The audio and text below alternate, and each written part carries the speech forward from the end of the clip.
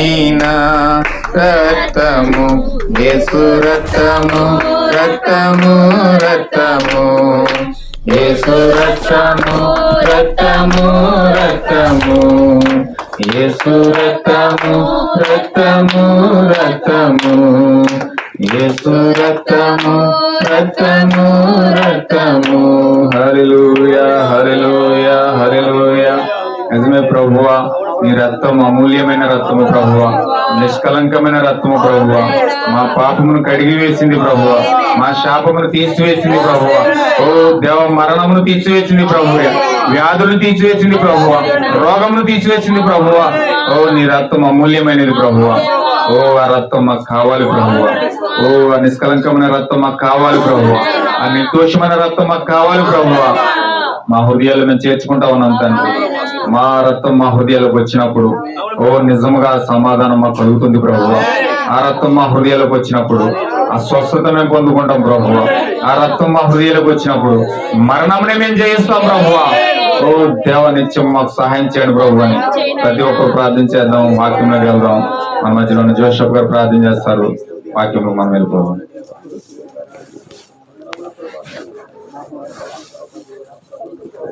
హల్లెలూయా హల్లెలూయా హల్లెలూయా హల్లెలూయా. స్తోత్రం స్తోత్రం స్తోత్రం తండ్రి ప్రభా, మహాపరిశుద్ధుడా, గొప్ప దేవుడా, తండ్రి అయిన ప్రభా, సర్వాధిపతి దేవుడు తండ్రి ప్రభా, మీరు ఎదుగులేకనిస్తున్న దేవుడు ప్రభా తండ్రి అయిన ప్రభా, భూమి ఆకాశం సృష్టించిన దేవా ప్రభా తండ్రి అయిన ప్రభు, వాక్యంతో మమ్మల్ని నిలబెట్టిన ప్రభు ప్రభా తండ్రి అయిన ప్రభా ప్రభా, ఆశపడే ప్రాణ తృప్తిపరిచే దేవుడు ప్రభా ప్రభా, ఇద్దరు ముగ్గురు ఎవరైతే కూడుకున్నారో మధ్యలో దేవుడు ప్రభు ప్రభా తండ్రి ప్రభు, సత్యమైన దేవుడు ప్రభు ప్రభా తండ్రి అయిన ప్రభు, సృష్టికర్త మమ్మల్ని సృష్టించిన దేవా ప్రభు ప్రభు ప్రభా తండ్రి అయిన ప్రభా, చిన్న కూటమి అలాగా నడిపించడానికి వందనాలు తండ్రి ప్రభా తండ్రి, ఆత్మతో సత్యంతో మమ్మల్తో మాట్లాడిన ప్రభు ప్రభా, చిన్న సాకులతో మాట్లాడిన ప్రభా ప్రభా, సత్యంతో ప్రభా గ్రహించుకుంటే ఆత్మకు తండ్రి ప్రభా ప్రభా తండ్రి ప్రభా, ఈ వాక్యం ఎవరైతే ప్రభు వెళ్తుందో ప్రభా హృదయాలకు వండించండి ప్రభా ప్రభా ప్రభా ప్రభా తండ్రి ప్రభు, వాక్యం తెలుసుకోవాలి ప్రభు ప్రభా తండ్రి, జీవం ప్రభు వాక్యంలో ఉంది ప్రభా జీవం ప్రభు ప్రభా, వాక్యాన్ని అర్థం చేసుకునే గ్రహం శక్తి మాకు ప్రభా ప్రభా తండ్రి నేను ప్రభు ప్రభా, ఆత్మతో సత్యంతో మాట్లాడిన ప్రభా ప్రభా, చిన్న సేవకులను మాట్లాడిన ప్రభా ప్రభా తండ్రి నేను ప్రభు, చిన్న ప్రార్థన ప్రభు నిలబడగా చిన్న కోరస్ పడుకుందాం. దేవునికి ఇష్టమైన పాట, జ్యోతికి ఇష్టమైన పాట. Only believe all things are possible. కేవలం నమ్మండి, సమస్తము మనకు సాధ్యమే. Only believe, only believe, all things are possible. Only believe. Jesus is yours. My Jesus is yours. All things are possible. Jesus is yours. Lord, I believe. My Lord, I believe. All things are possible.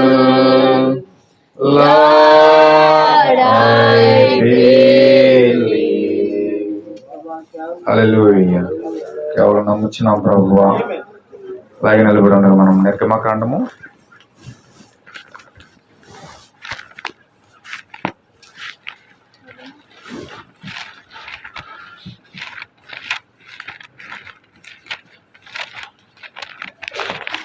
12వ అధ్యాయము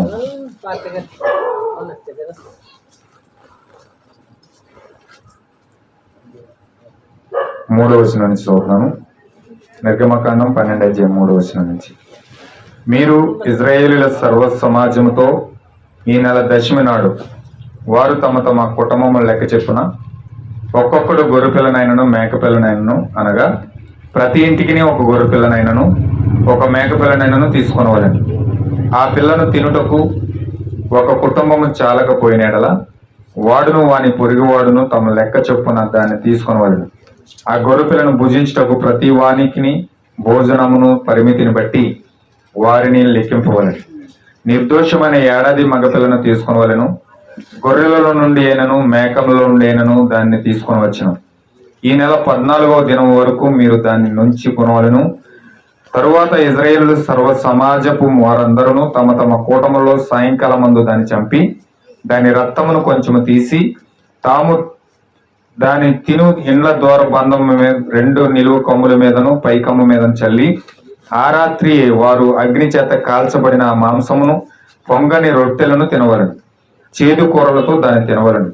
దాని తలను దాని కాళ్ళను దాని ఆత్రములను అగ్నితో కాల్చి దాన్ని తినవలను. దానిలో ఉడికి ఉడకనదైనను నీళ్లలో వండబడినదైనను తినకూడదు. ఉదయం వరకు దానిలో దేనిని మిగిలింపకూడదు. ఉదయకాలం వరకు దానిలో మిగిలినది అగ్నితో కాల్చివేయవలను. మీరు దాన్ని తినవలసిన విధమేమనగా మీ నడుము కట్టుకొని మీ చెప్పులు తొడుక్కొని మీ కర్రలు చేత పట్టుకొని త్వరపడుచు దాన్ని తినవలేను. అది యెహోవాకు పస్కా బలి. ఆ రాత్రి నేను ఐగుప్తు దేశమందు సంచరించి ఐగుప్తు దేశమందలి మనుషులలో గాని జంతువులలో గాని తొలి సంతతి అంతయో హతము చేసి ఐగుప్తు దేవతలందరికీ తీర్పు తీర్చేదను. నేను యెహోవాను. మీరున్న ఇండ్ల మీద ఆ రక్తము మీకు గుర్తుగా ఉండును. నేను ఆ రక్తమును చూసి మిమ్మును నశింప చేయక దాటిపోయేదను. నేను ఐగుప్తు దేశమును పాడు చేయుచుండగా మిమ్మును సంహరించుటకు తెగులు మీ మీదకి రాదు. కాబట్టి ఈ దినము మీకు జ్ఞాపకార్థమేదగును. మీరు యెహోవాకు పండుగగా దాన్ని ఆచరింపవలెను. తరతరములకు నిత్యమైన కట్టడగా దాన్ని ఆచరింపవలెను. దేవుడి వాక్యం దీవించును గాక. అలాగే ప్రకటన గ్రంథం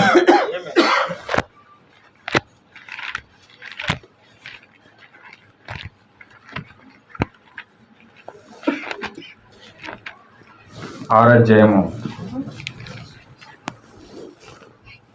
ప్రకటన గ్రంథం 6వ అధ్యాయము 7వ వచనం చదువుతున్నాను చూడండి. ఆయన 4వ ముద్రను విప్పినప్పుడు రమ్ము అని 4వ జీవి చెప్పుట వింటిని. అప్పుడు నేను చూడగా ఇదిగో పాండుర వర్ణము గల ఒక గుర్రము కనబడింది. దాని మీద కూర్చున్న వాని పేరు మృత్యువు. పాతాళ లోకము వానిని వెంబడించెను. ఖడ్గము వలనను కరుడు వలనను మరణము వలనను భూమిలో నుండి క్రూరముఖము వలనను భూ నివాసులకు చంపుటకు భూమి యొక్క 4వ భాగం పైన అధికారము వానికి ఇవ్వబడెను. దేవుడి వాక్యం దీవించిన గాక. చిన్న ప్రార్థన చేసుకుందామండి. గొప్ప దేవుడా, మహోన్నతుడ, సర్వశక్తిమంతుడైన స్తోత్రాలు ప్రభువా. ఇగో దేవ, ఇంతవరకు దేవ పాటల ద్వారా నిన్ను మహిమపరిచాము, నిన్ను ఆరాధించాము ప్రభువా. ఓ దేవ, ఈ ఆరాధన ద్వారా ప్రభును మహిమపరచబడ్డావని, నిన్ను స్తుతించబడ్డావని ప్రభువా మేము నమ్ముచున్నాం ప్రభువా. మా యొక్క ఆరాధన బట్టి నువ్వు దేవను దిగివచ్చి మాతో మాట్లాడడానికి నువ్వు సిద్ధపడతా ఉన్నావు ప్రభువా. ఇవో దేవా, నీ వాక్యం తెరిచి మేము కొన్ని భాగాలు మేము చదివి ఉన్నాం. ఓ దీని భాగం ఏదో మాకైతే అర్థము తెలియదు ప్రభువా. దేవ ప్రభు, ఒక మానవ పెదవుల గుండా నీవు వచ్చి పరిపూర్ణంగా నీవు నీ పిల్లలతో మాట్లాడు ప్రభువా. ఒక మనిషి మాట్లాడితే వ్యర్థము ప్రభువా. ఓ దేవ, నీవు మాట్లాడితే మాకు జీవం కలుగుతుంది ప్రభువా. ఓ దేవ, మా పెదవులు వాడుకొని ప్రభువా, ఓ మా హృదయమును వాడుకొని ప్రభువా, మా శరీరమును వాడుకొని ప్రభువా, నీవు నీ ప్రజలతో మాట్లాడు ప్రభువా. ఎందుకంటే నువ్వు వాగ్దానం చేసావు ప్రభువా. ఓ దేవ, ఇజ్రాయేల్ పిల్లలు యెహోవా పిల్లలు ప్రభువా యెహోవా చేత ఉపదేశం పొందుదురని వాగ్దానం చేసావు ప్రభువా. నీవు ఆత్మ సంబంధంగా నీ పిల్లలు ఇక్కడ కూడి ఉన్నారు. నీవు వారితో మాట్లాడమని ప్రార్థిస్తున్నాము. నీవు ప్రభువా ఈ మట్టి పాత్రను ఉపయోగించుకొని ఓ దేవ నీ పిల్లలతో స్పష్టంగా సూటిగా మాట్లాడమని ప్రార్థిస్తున్నాము. ఓ దేవ, ఈ బైబిల్ కు మేము అర్థం చెప్తే ప్రభువా, ఓ దేవ మా సొంత అర్థాలు చెప్పి ప్రభువా ఈ వాక్యం మేము విచ్ఛిన్నం చేస్తాం ప్రభువా. మాకు ఇష్టానుసారంగా అర్థం చేసుకుంటాం, మా తలంపులు బట్టి అర్థం చేసుకుంటాం ప్రభువా. అయితే నీ పరిశుద్ధాత్మ అయితే ప్రభువా దేని కొరకు ఏ ఉద్దేశాన్ని బట్టి వాక్యం రాయించావో సంపూర్ణంగా నీ పరిశుద్ధాత్మ గ్రహింపునిస్తుంది ప్రభువా. మా యొక్క అర్థాలు మాకు వద్దు ప్రభువా. ఓ మానవ అర్థాలు మాకు వద్దు ప్రభువా. నీ పరిశుద్ధాత్మ ఇచ్చే అర్థం మాకు కావాలి ప్రభువా. నిత్యంగా నీవు వచ్చి పరిపూర్ణంగా ప్రభువా నీ వాక్యం అనుమతించమని ప్రార్థిస్తున్నాము. ప్రతి బిడ్డతో మాట్లాడమని ప్రార్థిస్తున్నాము. ప్రతి హృదయం యొక్క ద్వారము తెరవమని ప్రార్థిస్తున్నాము. మీరే మహిమ ఘనత ప్రభావాలు పొందుకోమని ఓ దేవ ఈ కూటమునకు ఆటంకంగా ఎదురాడుతున్న ప్రతి దురాత్మ శక్తులను, దెయ్యపు శక్తులను, క్రీస్తు విరుద్ధ ఆత్మలన్నిటినీ, ఓ దేవ చీకటి శక్తులన్నిటినీ, అంధకార శక్తులన్నిటినీ యేసు క్రీస్తు నామములో బంధిస్తున్నాం ప్రభువా. నీ పరిశుద్ధాత్మ స్వేచ్ఛగా స్వతంత్రంగా కదలాడును గాక. ప్రతి హృదయం అభిషేకించును గాక. ఓ దేవ ఎవరైతే అవసరత కలిగి వచ్చి ఉన్నారో, ఎవరైతే రోగాలతో పోరాడుతూ ప్రభువా ఇబ్బందులు పడుతూ ఉన్నారో, ఓ దేవ యేసు క్రీస్తు నామములో నీ వాక్య స్వరము వినబడుతూ ఉండగా ఓ ప్రతి ఒక్క రోగము పారిపోను గాక. ఓ ప్రతి ఒక్క రోగము నుండి స్వస్థపరచబడుతురు గాక. ప్రతి పాప నుంచి విడుదల పొందుకుందరు గాక. మీరే మహిమ ఘనత ప్రభావాలు పొందుకోమని ప్రభువే యేసు క్రీస్తు నామములో ప్రార్థిస్తున్నాం తండ్రి. ఆమేన్. దయచేసి అందరూ కూర్చున్నామండి.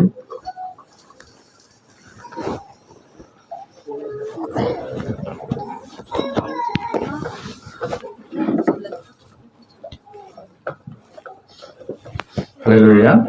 దేవుని నామమునకు మహిమ కలుగును గాక. అరే అటు ఇటు తిరగద్దు, అది కూర్చోండి. ఎందుకు తిరుగుతున్నారు అటు ఇటు?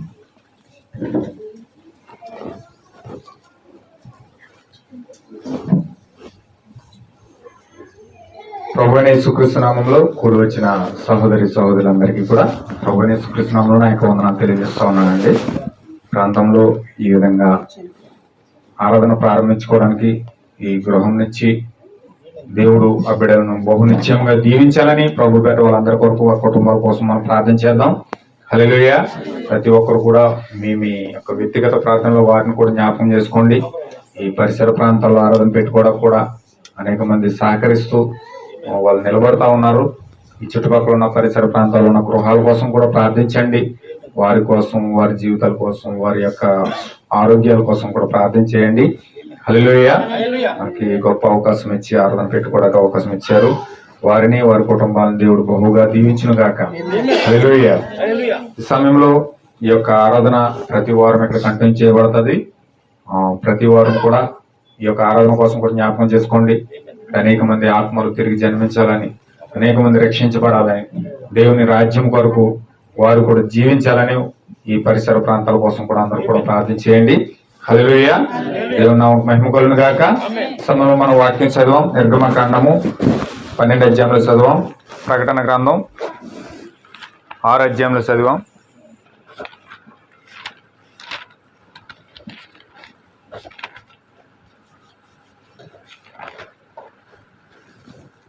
ప్రకటన గ్రంథం 6 అధ్యాయము 7వ వచనం చదివాను. ఆయన 4వ ముద్రను విప్పినప్పుడు రమ్ము అని 4వ జీవి చెప్పటం వింటిని. అప్పుడు నేను చూడగా ఇదిగో పాండుర వర్ణము గల ఒక గుర్రము కనబడాను. దాని మీద కూర్చున్న వాని పేరు మృత్యువు. పాతాళ లోకము వానిని వెంబడించాను. ఖడ్గం వలనను, కరువు వలనను, మరణం వలనను, భూమిలో నుండి క్రూరముఖం వలనను, భూనివాసులను చంపుటకు భూమి యొక్క 4వ భాగం పైన అధికారము వానికి ఇవ్వబడింది. హల్లెలూయా. ఇది 4వ ముద్ర. ప్రకటన గ్రంథం 6వ అధ్యాయంలో 4వ ముద్ర మనం చదువుతా ఉన్నాం. ఇక్కడ 7 ముద్రలు మనకి ఇక్కడ కనిపిస్తా ఉన్నాయి. ప్రకటన గ్రంథం 6వ అధ్యాయంలో 7 ముద్రలు ఇప్పుడు ప్రపంచంలో జరుగుతున్న 7 యుగాలు. హల్లెలూయా. ఇప్పుడు ప్రపంచం అంతటిని ఆవరించిన 7 యుగాలు ఉన్నాయి బైబిల్లో. ఆది కాండం మొదలుకొని ప్రకటన గ్రంథం వరకు కూడా 7 యుగాలు భూమి మీద స్థిరపరచబడ్డాయి. దేవుడి ప్రపంచానికి 7 యుగాలుగా దాన్ని విభాగించాడు. అయితే మొదటి యుగం అయిపోయింది, 2వ యుగం అయిపోయింది, 3వ యుగం అయిపోయింది, 4వ యుగం అయిపోయింది, 5వ యుగం అయిపోయింది, 6వ యుగం అయిపోయింది. ఇప్పుడు ప్రజలు ఏ యుగంలో ఉన్నారంటే ప్రపంచం అంతా కూడా 7వ యుగంలో జీవిస్తా ఉన్నారు. హల్లెలూయా. దేవుడు ఈ ప్రపంచానికి 7 యుగాల కింద నియమిస్తే 7 యుగాల్లో 6 యుగాలు కూడా క్లోజ్ అయ్యి ఇప్పుడు 7వ యుగంలో జీవిస్తా ఉన్నారు. అయితే ఇక్కడ ప్రత్యేకమైన విషయం ఏంటంటే బైబిల్లో ఈ 4వ యుగానికి 7వ యుగానికి కూడా లింకప్ దేవుడు పెట్టించాడు. హల్లెలూయా. ఈ 4వ యుగము 7వ యుగము కలిపి లింకప్ అయ్యి అవి ప్రయాణిస్తా ఉన్నాయి. ఇప్పుడు 7వ యుగమును ప్రయాణిస్తున్న యుగంలో దేవుడు ప్రయాణిస్తా ఉంటే నాలుగో యుగం గుండా సాతానుడు ప్రవేశిస్తా ఉన్నాడు. ఎందుకంటే చీకటి ఉండడం ఎంత వాస్తవమైనదో వెలుగు ఉండడం కూడా అంతే వాస్తవం. హల్లెలూయా. నిజము ఉండడం ఎంత వాస్తవమో అబద్ధం ఉండడం కూడా అంతే వాస్తవమైనది. అబద్ధం ఎంత వాస్తవంగా మనకు కనపడుతుందో నిజము కూడా అంతే వాస్తవంగా ఉంది. చీకటి ఎంత వాస్తవంగా మనకు కనబడుతుందో వెలుగు కూడా అంతే వాస్తవంగా పనిచేస్తా ఉంది భూమి మీద. హల్లెలూయా. అయితే వెలుగుకి చీకటికి చాలా వ్యత్యాసం ఉంది. వెలుగుతో చీకటి కలవలేదు, చీకటితో వెలుగు కలవలేదు. అక్కడ ఎంతో చెక్క చిమ్మటి అక్కడ ఉన్నప్పుడు మనం అక్కడ క్యాండిల్ వెలిగిస్తే వెంటనే చీకటి అంతా కూడా చుట్టుపక్కల ఉన్న చీకటి అంతా కూడా పారిపోతుంది. వెలుగు ముందు చీకటి నిలవలేదు. హల్లెలూయా. నిజం ముందు అబద్ధం నిలబడలేదు. అది ఎన్ని అబద్ధాలు పుట్టగించినా, ఎన్ని అబద్ధాలు ఆ చుట్టూ అల్లినా ఒక్క నిజం ముందు అబద్ధం నిలబడజాలదు. హల్లెలూయా. అలాగే భూమి మీద ప్రతిదీ కూడా మనకు వ్యత్యాసం కనపడతా ఉంటాయి. ప్రతి దానిలోనూ కూడా రెండు కనపడతా ఉంటాయి. చూడండి, మనం బంగారం తీసుకున్నాం అనుకోండి, అందులో రోల్డ్ గోల్డ్ ఉంటది, ఒరిజినల్ బంగారం ఉంటది. ఈ ఒరిజినల్ బంగారము ఉన్న వాల్యూ ఈ యొక్క నకిలీ బంగారం కనపడదు. నకిలీ బంగారం ఆటోమేటిక్ గా గీస్తే దానికి ఉన్న పెయింట్ ఊడిపోతుంది, దానికి వేసిన కోటింగ్ ఊడిపోతుంది. కానీ ఒరిజినల్ బంగారం ఎంత గీసినా ఆ గీసి కొద్ది లోన వచ్చేది అంతా కూడా బంగారమే కాబట్టి అది ఎంత గీసినా బంగారమే కనపడుతుంది మనకు. హల్లెలూయా. చూడండి, మీరు కూరగాయలు చూసారనుకోండి, దేశవాళీ ఉంటది, హైబ్రిడ్ ఉంటది. దేశవాళీకి ఉన్న టేస్ట్ కానీ, దేశవాళీకి ఉన్న సురక్షితమైన ఆ యొక్క పదార్థాలు కానీ హైబ్రిడ్ లో మనకు కనపడవు. దేశవాళీలో ఉన్న విటమిన్స్ హైబ్రిడ్ లో మనకు దొరకవు. అవి తినడానికి టేస్ట్ గా కనిపించవచ్చు కానీ ఆ టేస్ట్ దేశవాళీలో ఉన్న టేస్ట్ హైబ్రిడ్ లో ఉండదు. హల్లెలూయా. అలాగే ప్రతి దానిలో కూడా వ్యత్యాసం కనపడుతుంది మనకి. అలాగే దేవుడు ఎంత వాస్తవంగా ఉన్నాడో దెయ్యం కూడా అంతే వాస్తవంగా ఉంది. భూమి మీద ప్రతిదీ కూడా ఆ విధంగా మనకు కనపడుతుంది. ప్రతిదీ కూడా లోకంలో కళ్ళకు కనపడగా మనకు కనపడతా ఉన్నాయి. అలాగే దేవుడు ఎంత వాస్తవమై ఉన్నాడో దెయ్యం కూడా ఉంది. దెయ్యం ఎంత వాస్తవం ఉందో దేవుడు కూడా ఉన్నాడు. ఇప్పుడు చీకటి ఏ విధంగా వెలుగును చూసి పారిపోతుందో అలాగే దేవుణ్ణి చూసి కూడా దెయ్యం పారిపోతుంది. దేవుడున్న స్థలంలో దెయ్యం ఉండలేదు. దేవుడున్న స్థలంలో దెయ్యము ఎంత మాత్రం కూడా నివసింపజాలదు. ఇప్పుడు దెయ్యానికి సంబంధించే కార్యాలన్నీ కూడా భూమి మీద ఉన్నాయి, దేవుడికి సంబంధించిన కార్యాలన్నీ కూడా భూమి మీద ఉన్నాయి. హల్లెలూయా. కొంచెం చాలా జాగ్రత్తగా మీరు గమనించాలి. ఇప్పుడు దెయ్యానికి సంబంధించిన కార్యాలన్నీ కూడా మనం ఏంటంటే, మనం బైబిల్లో చూస్తే ఒక్కసారి చూడండి, గలతీ పత్రిక 5వ అధ్యాయము మనం 6వ వచనం చూస్తే, ఒకసారి నాకు స్పీడ్ గా అందించండి, నేను స్పీడ్ గా వెళ్తాను. గలతీ పత్రిక 5వ అధ్యాయం 6వ వచనం కూడా చదవండి ఒకసారి. 5వ అధ్యాయం 16వ వచనం.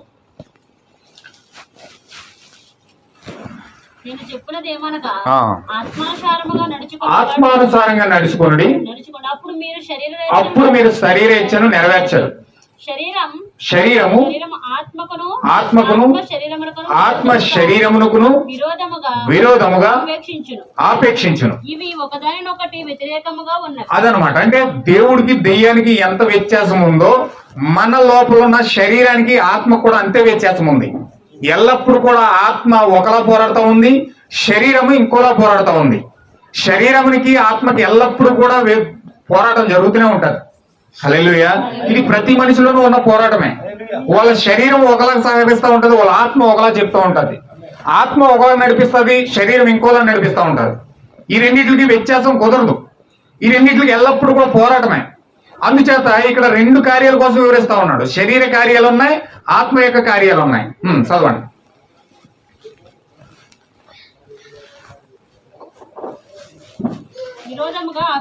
ఆపేక్షించును ఉన్నవి కనుక నిశ్చయించుదురో వాటిని చేయకుందురు. మీరు ఆత్మ చేత నడిపించబడిన ఎడల ధర్మశాస్త్రమునకు లోనైన వారు కారు. శరీర కార్యములు స్పష్టమైనవి. ఇక్కడ చూడండి, ఇప్పుడు ఆ చీకటి యొక్క కార్యాలు వివరిస్తా ఉన్నాడు. అంటే దెయ్యం యొక్క సంబంధించిన లక్షణాలు, దేవుడికి సంబంధించిన లక్షణాలు ఇక్కడ బైబిల్లో కనబడతా ఉన్నాయి. ఇప్పుడు దెయ్యం యొక్క లక్షణాలు ఎలా ఉంటాయంటే, ఇప్పుడు ఖచ్చితంగా అతను దెయ్యం యొక్క సంబంధి, చీకటి యొక్క సంబంధి అని మనం ఎలా చెప్పగలుగుతామంటే ఇక్కడ బైబిల్ చెప్తా ఉంది, చాలా స్పష్టంగా చెప్తా ఉంది అనమాట, చాలా స్పష్టంగా మాట్లాడుతూ ఉంది. ఇప్పుడు చీకటికి సంబంధించిన వ్యక్తులు, దెయ్యానికి సంబంధించిన వ్యక్తులు, ఈ లోకానికి సంబంధించిన వ్యక్తులు లక్షణాలు ఎలా ఉంటాయంటే చూడండి బైబిల్ చెప్తున్నారు. అవేవనగా జారత్వము, అపవిత్రత, కాముకత్వము, విగ్రహారాధన, వ్యభిచారము, ద్వేషము, కలహము, మత్సరములు, క్రోధములు, కక్షలు, భేదాలు, అల్లరితో కూడిన ఆటపాటలు, అసూయలు, మత్తతలు, అల్లరితో కూడిన ఆటపాటలు. అంటే ఇవన్నీ కూడా లూసిఫర్ అనే దెయ్యం యొక్క లక్షణాలు ఇవి. ఇప్పుడు ఈ లక్షణాలు ఎవరైతే ఉన్నాయో వాళ్ళు స్పష్టంగా ఆ లక్షణాలు మాత్రమే బయటికి తీసుకొస్తారు. హల్లెలూయా. ఇప్పుడు ఆ లక్షణాలు కలిగి ఈ వ్యభిచారమైన, ఈ యొక్క అల్లరితో కూడిన ఆటపాటలైన, కక్షలైన, మత్తతులైన, ఇవన్నీ కూడా ద్వేషము, కలహములు, పగలు, ఇవన్నీ కూడా ఈ దెయ్యం యొక్క లక్షణాల ద్వారా బయటకు వస్తూ ఉంటాయి. హల్లెలూయా. ఇప్పుడు ఈ చీకటికి సంబంధించిన లక్షణాలు ఇవి, ఈ దెయ్యములకు సంబంధించిన లక్షణాలు ఇవి. ఇప్పుడు దేవుడికి సంబంధించిన లక్షణాలు ఎలా ఉంటాయంటే చూడండి 12వ వచనం.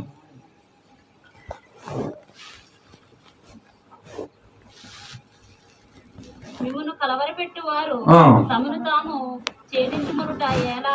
సహోదరులారా, మీరు స్వతంత్రులుగా ఉండుటకు పిలువబడితిరి. అయితే ఒక మాట, ఆ స్వతంత్రమునకు శరీర క్రియలు హేతువు.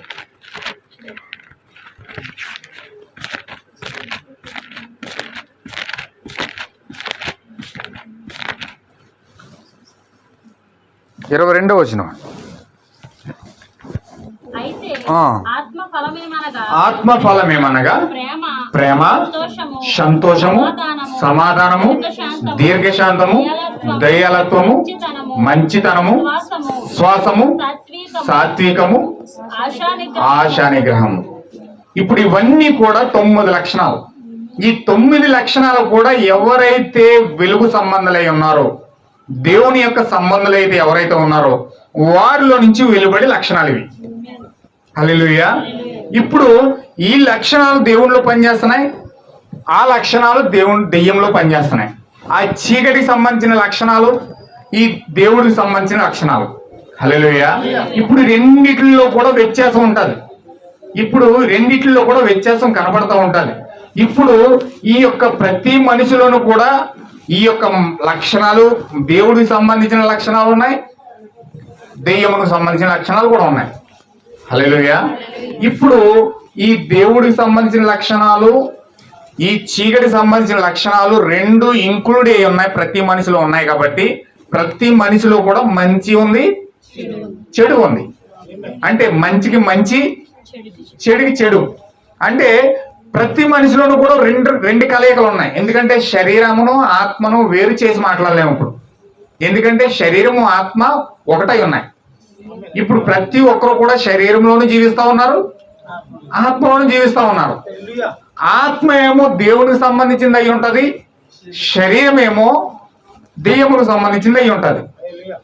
అంటే చీకటి లక్షణాలు మనిషిలో ఉన్నాయి, మంచి లక్షణాలు కూడా ఉన్నాయి, దేవుడికి సంబంధించిన లక్షణాలు ఉన్నాయి. ఇప్పుడు మనిషి మంచి లక్షణాలేం బయటకు తీసుకొస్తాడు కొన్ని సందర్భాల్లో, కొన్ని సందర్భాల్లో చెడు లక్షణాలను బయటకు తీసుకొస్తూ ఉంటాడు. హల్లెలూయా. అంటే ప్రతి వ్యక్తులలో కూడా రెండిట్ల మధ్యలో పోరాటం జరుగుతూ ఉంది. కొంతమంది మంచి చేద్దాం అనుకుంటారు, ఆ సమయానికి చేయలేరు, దాటిపోతూ ఉంటారు అనమాట. అంటే చేద్దాం అనుకుంటారు, మంచి చేద్దాం అనుకుంటారు, కానీ చేయలేరు, ఆ సమయానికి చెడే వస్తారు. హల్లెలూయా. చాలా మంచిగా ఉండాలనుకుంటారు, అసలు అబద్ధమే ఆడకూడదు అనుకుంటారు, చాలా నిజాయితీగా ఉండాలనుకుంటారు, కానీ ఆ సమయం వచ్చేటప్పుడు అబద్ధం ఆడుకొని ఉండలేరు. ఏదో సమయంలో అబద్ధం వచ్చేస్తారు. అసలు తప్పే చేయకూడదు అనుకుంటారు, ఏ పాపము చేయకూడదు, నేను చాలా పరిశుద్ధిగా ఉండాలనుకుంటారు. కానీ ఆ సమయం వచ్చేటప్పటికి అతనిలో ఉన్న లక్షణాలు, శరీరంలో ఏ లక్షణాలు అయితే ఉన్నాయో ఆ లక్షణాలు ఏం చేస్తాయంటే బయటికి తొంతాయి. ఆ సమయంలో బయటికి ఎప్పుడైతే తననియో అతను ఆ యొక్క తప్పుని చేయకుండా ఉండలేడు. హల్లెలూయా.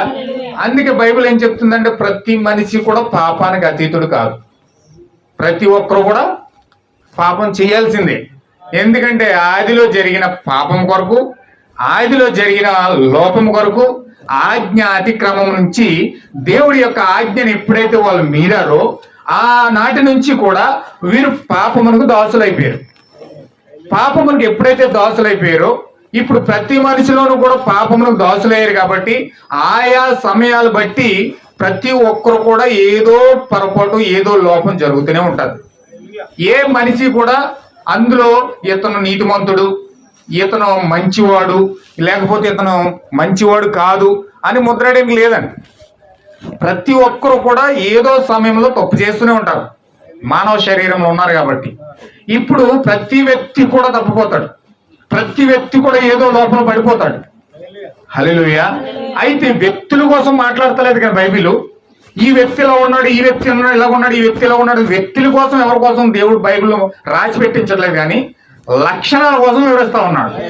అసలు వాళ్ళ ఆత్మలో ఏముంది, వాళ్ళ ఆత్మలో ఏ విధంగా జీవిస్తా ఉన్నారు, వాళ్ళ ఆత్మలో ఏ విధంగా ప్రవర్తిస్తూ ఉన్నారు, వారి లక్షణాలు ఏంటి, వారి లక్షణాలు ఏ విధంగా ఉన్నాయి, ఏ లక్షణాలు వీళ్ళు సంపాదించుకోవాలి, ఏ లక్షణాలు వీళ్ళు పొందుకోవాలి అనే వ్యత్యాసాన్ని మాత్రమే బైబిల్ బోధిస్తా ఉంది.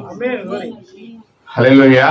ఇప్పుడు ఈ వ్యత్యాసాన్ని పట్టుకున్న వ్యక్తి, ఈ వ్యత్యాసాన్ని గుర్తించిన వ్యక్తి ఇప్పుడు ఈ లక్షణాలు పట్టుకుని ఈ లక్షణాల కొరకు పోరాటం చేసి నేను ఆ విధంగా ఉండకూడదు, నేను ఈ విధంగా ఉండాలని ఒక బలమైన దృఢమైన నిర్ణయం తీసుకునేదే క్రైస్తవుడై అన్నాడు.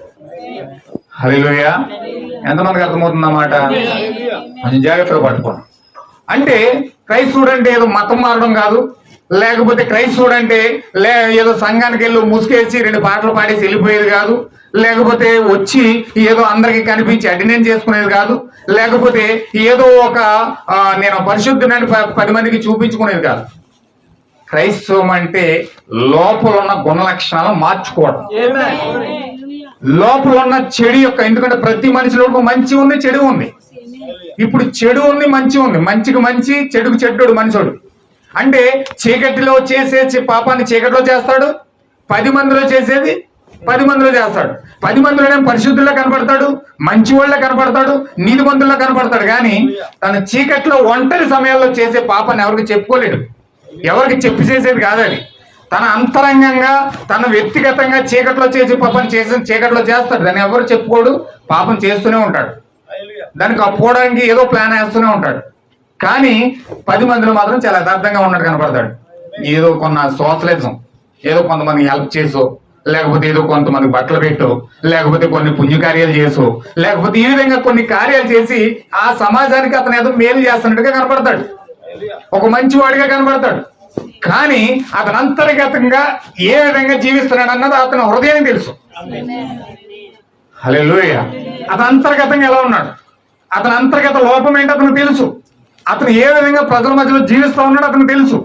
కానీ ఈ లోపాలన్నీ కూడా బయటికి లాక్కొచ్చేదే బైబిల్ అయి ఉన్నది. హల్లెలూయా. ఇప్పుడు అతని లోపాలన్నీ కూడా బయటికి లాక్కొచ్చి అతను ఏమై ఉన్నాడో చూపించి ఆ లక్షణాలు మార్చుకోమని చెప్పడానికి బైబిల్ ప్రేరేపిస్తుంది. హల్లెలూయా. ఇప్పుడు బైబిల్ ఆ విధంగా ప్రేరేపిస్తుంది. కాబట్టి ఇప్పుడు చీకటి కార్యాలు ఉన్నాయి, వెలుగు సంబంధమైన కార్యాలు ఉన్నాయి. వెలుగు సంబంధమైన కార్యాలేమో ప్రేమ, సంతోషము, సమాధానము, దీర్ఘశాంతము, దయాలత్వము, మంచితనము, ఆశ నిగ్రహము, సాత్వికము, ఇవి బోధిస్తా ఉన్నాయి. ఇప్పుడు దేవుణ్ణి ఎవరైతే పొందుకోవాలని ఆశపడతా ఉన్నారో, దేవుణ్ణి ఎవరైతే ఆరాధించాలని కోరుకుంటా ఉన్నారో, దేవుణ్ణి ఎవరైతే ఏ విధంగా ప్రార్థించాలని కోరుకుంటా ఉన్నారో, ప్రార్థించడం వల్ల ఉపయోగం లేదు కానీ, లేకపోతే కోరుకోవడం వల్ల ఉపయోగం లేదు కానీ, ఆరాధించడం వల్ల ఉపయోగం లేదు కానీ, నువ్వు ఆరాధించావంటే ఆయనలో ఉన్న గుణ లక్షణాలు నీలోకి రావాలి. హల్లెలూయా. గ్లోరీ. దేవుడు నామమునకు మహిమ కలుగును గాక. ఇప్పుడు దేవుణ్ణి నువ్వు ఆరాధిస్తున్నావు అంటే అర్థం ఏంటంటే ఏదో డబ్బు ఇస్తాడని కాదు, దేవుణ్ణి నువ్వు ఆరాధిస్తున్నావు అంటే నీకు ఏదో బంగారం ఇస్తాడని కాదు, దేవుణ్ణి నువ్వు ఆరాధిస్తున్నావు అంటే ఏదో ఆస్తులు అంతస్తులు కూడబెట్టుకుంటావని కాదు. హల్లెలూయా.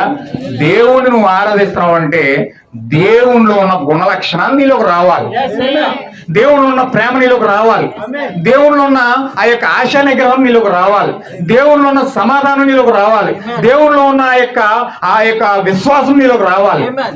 హల్లెలూయా. మానవుని యొక్క విశ్వాసం ఉంది, అది ఎంతవరకు అంటే కొంతవరకు నమ్ముతుంది, పరిస్థితులు చేయి దాటిపోయినంత వరకు కూడా నమ్ముతుంది. హల్లెలూయా. అవకాశాలు బట్టి నమ్ముతుంది. ఇప్పుడు మనుషుల్లో ప్రేమ ఉంటుంది, ఆ ప్రేమ ఎలా ఉంటుంది అంటే కొన్ని అవసరతలు బట్టి, ఆ యొక్క మనిషి యొక్క అవసరత ఉంటే అతను ఎక్కువ ప్రేమిస్తారు, ప్రేమించినంతసేపు ప్రేమిస్తారు. అతని అవసరం తీరిపోయిందండి, ఇంక అతను ఎవరు, నేనెవరు. హల్లెలూయా. అది మనుషుల యొక్క ప్రేమ. అది మనుషుల యొక్క ప్రేమ ఏంటంటే అవసరతలు బట్టి ఉండే ప్రేమ అది. ఇప్పుడు అందులో ఈ కాలం యొక్క ఒక దైవ సేవకుడు ప్రవక్త ఏం బోధించాడంటే, ఆయన 3 ప్రేమల కోసం చెప్తా ఉన్నాడు. ఆ 3 ప్రేమలు ఏంటంటే, అగాపే ప్రేమ కూడా ఉంది, ఏరియో ప్రేమ కూడా ఉంది. హల్లెలూయా. ఇవేంటంటే మానవ సంబంధమైన ప్రేమలు. హల్లెలూయా. ఒక సంబంధమైన కామ సంబంధమైన ప్రేమ, అవసరతలు తీర్చుకునే ప్రేమ. ఇప్పుడు ఇద్దరు ఆ యొక్క అమ్మాయి అబ్బాయి ప్రేమించుకుంటున్నారంటే వాళ్ళ శాశ్వతమైన ప్రేమ కోసం కాదు ప్రేమించుకునేది, వాళ్ళ శరీరం యొక్క కోరికలు తీర్చుకోవడం కోసం ఆ యొక్క కోరుకుంటారు యొక్క ప్రేమలు. హల్లెలూయా. కొంతమంది అవసరతలు బట్టి ప్రేమించే ప్రేమలు ఉంటాయి, కానీ దేవుని ప్రేమ అలా కాదు. దేవుడు ప్రేమ ఎలా ఉంటదంటే ఏమి ఆశించకుండానే ప్రేమించే ప్రేమ. నీ దగ్గర నుంచి నువ్వేదో ఇస్తావని ప్రేమించడు ఆయన, నీవు ఏదో ఆయనకి సహాయం చేస్తావని ప్రేమించడు ఆయన, నువ్వు ఆయన కోసం నిలబడతావని ఆయన నిన్ను ప్రేమించడు. హల్లెలూయా. ఏమి ఆశించకుండానే నిన్ను ప్రేమించే ప్రేమ. హల్లెలూయా. చాలా మంది చూడండి, దేవుడు ప్రేమించాలంటే కొంతమంది ఏం చేస్తారంటే డబ్బులు దానం చేస్తారు, వస్త్రాలు పెడతారు, లేకపోతే కొన్ని కార్యాలు చేస్తారు, చర్చిలు కడతారు, అందులో కొన్ని కుర్చీలు ఇస్తారు, లేకపోతే మైక్ సెట్లు పెడతారు, లేకపోతే రకరకాల కార్యాలు. దేవుడు కానుగిస్తే మమ్మల్ని దీవిస్తాడని ఒక నమ్మకం. హల్లెలూయా. లేదా దేవుడు బట్టలు పెడితే మమ్మల్ని దేవుడు దీవిస్తాడని, లేకపోతే దేవుడికి ఇది చేస్తే అది చేస్తే దేవుడు మమ్మల్ని దీవిస్తాడని, అది వేరే నమ్మకం. హల్లెలూయా. కానీ దేవుడు నువ్వు ఏమి ఇచ్చినా ఇవ్వకపోయినా నేను ప్రేమిస్తున్నాడు ఆయన. నువ్వేదో ఇస్తావని నేను ప్రేమించట్లేదు, ఆయన నిన్ను ప్రేమించేది దేనికోసం ప్రేమిస్తున్నాడంటే కేవలం నీలో ఉన్న ఆత్మను బట్టే నిన్ను ప్రేమిస్తున్నాడు. ఎంతమందికి అర్థమవుతుందన్నమాట? నీలో ఉన్న ఆత్మను బట్టి, నీలో ఉన్న ఆత్మ ఏమైతే ఉన్నదో ఆ ఆత్మ యొక్క స్వభావాన్ని మార్చడానికి నేను వస్తా ఉన్నాడు. ఆ నీలో ఉన్న లోపల ఉన్న ఆత్మ యొక్క స్వభావాన్ని మార్చాలి. ఇప్పుడు నీలో ఉన్న ఆత్మ యొక్క స్వభావాన్ని మార్చాలంటే దేవుడు ఏం చేశాడంటే ఒక గొప్ప ప్రణాళిక. ఆయన ఈ ప్రపంచానికి 7 యుగాలు నియమించాడు. హల్లెలూయా. ఇప్పుడు 7 యుగాల్లో దేవుడు ఏం చేస్తున్నాడంటే 7వ యుగంలో ప్రతి మానవాళి యొక్క పరిపూర్ణమైన శరీరం నుంచి విడిపించడానికి దేవుడు గొప్ప ప్రణాళిక కలిగి ఉన్నాడు. హల్లెలూయా. ఇప్పుడు ఈ గొప్ప ప్రణాళికలో భాగంగానే దేవుడు తన పిల్లలతో కదులుతూ ఉన్నాడు. ఎంతమందికి అర్థమవుతుందండి? అర్థమైందా? ఆమె చెప్పండి, జాగ్రత్తగా వినండి. వాక్యం చెప్పబడుతున్నప్పుడు దానితో మీకు ఏకీభవిస్తే కొంచెం మీకు కూడా అర్థమవుతుంది. ఆమె చెప్తే హల్లెలూయా. కొంచెం జాగ్రత్తగా ఆలకించండి. పరిస్థితులు ఏ విధంగా ఉన్నాను మీరు వాక్యంతో నిలబడాలి, వాక్యంతో ఏకీభవిస్తాడు. దేవుడి యొక్క పరిపూర్ణ వాతావరణం మారుస్తాడు. హల్లెలూయా. అన్ని మన కంట్రోల్లోకి వచ్చేవి. ఎప్పుడు వస్తాయంటే మనం ప్రార్థన పూర్వకంగా ఉన్నప్పుడు. హల్లెలూయా. దేవుడు ఎప్పుడు పని చేస్తాడంటే మన హృదయాల్లో ప్రార్థన పూర్వకంగా ఉండాలి. దేవ సహాయం చేయు ప్రభువా, నాతో మాట్లాడు అని ప్రతి ఒక్క అవసరం మనం ప్రార్థన చేస్తున్నాం అంటే అన్ని కూడా మన నుంచి పూర్తిగా దూరం అవుతాయి. హల్లెలూయా. చూడండి, చాలా జాగ్రత్తగా మీరు పట్టుకోండి. ఇప్పుడు ఈ యొక్క 7వ యుగంలో దేవుడు వేసిన ప్రణాళిక అంతయు కూడా నెరవేర్చబడి దేవుడు ఒక మనిషిని విడిపించడానికి పరిపూర్ణమైన సంకల్పాన్ని కలిగి ఉన్నాడు. హల్లెలూయా. ఇప్పుడు ఆ సంకల్పం దేవుడు ఏ విధంగా నియమిస్తున్నాడంటే మనిషి పాపంలో పడిపోయాడు, మనిషి రోగంలో పడిపోయాడు, మనిషి భయంకరమైన వ్యాధుల్లో పడిపోయాడు, మనిషి భయంకరమైన కార్యకలాపాల్లో మునిగి తేలిపోతా ఉన్నాడు. కాబట్టి ఇప్పుడు ఈ మనిషిని విడిపించడానికి దేవుడు గొప్ప ప్రణాళికలో భాగంగా దేవుడు తన పిల్లలను రక్షించడానికి రక్తమును ఒక ప్రాముఖ్యమైన భాగముగా ఎన్నుకున్నాడు. హల్లెలూయా. రక్తమే ఎందుకు దేవుడు ఎన్నుకుంటా ఉన్నాడంటే, రక్తాన్ని దేవుడు ఎందుకు ఎన్నుకుంటా ఉన్నాడంటే చూడండి ఒకసారి, ఆదికాండము 9వ అధ్యాయము 6వ వచనం.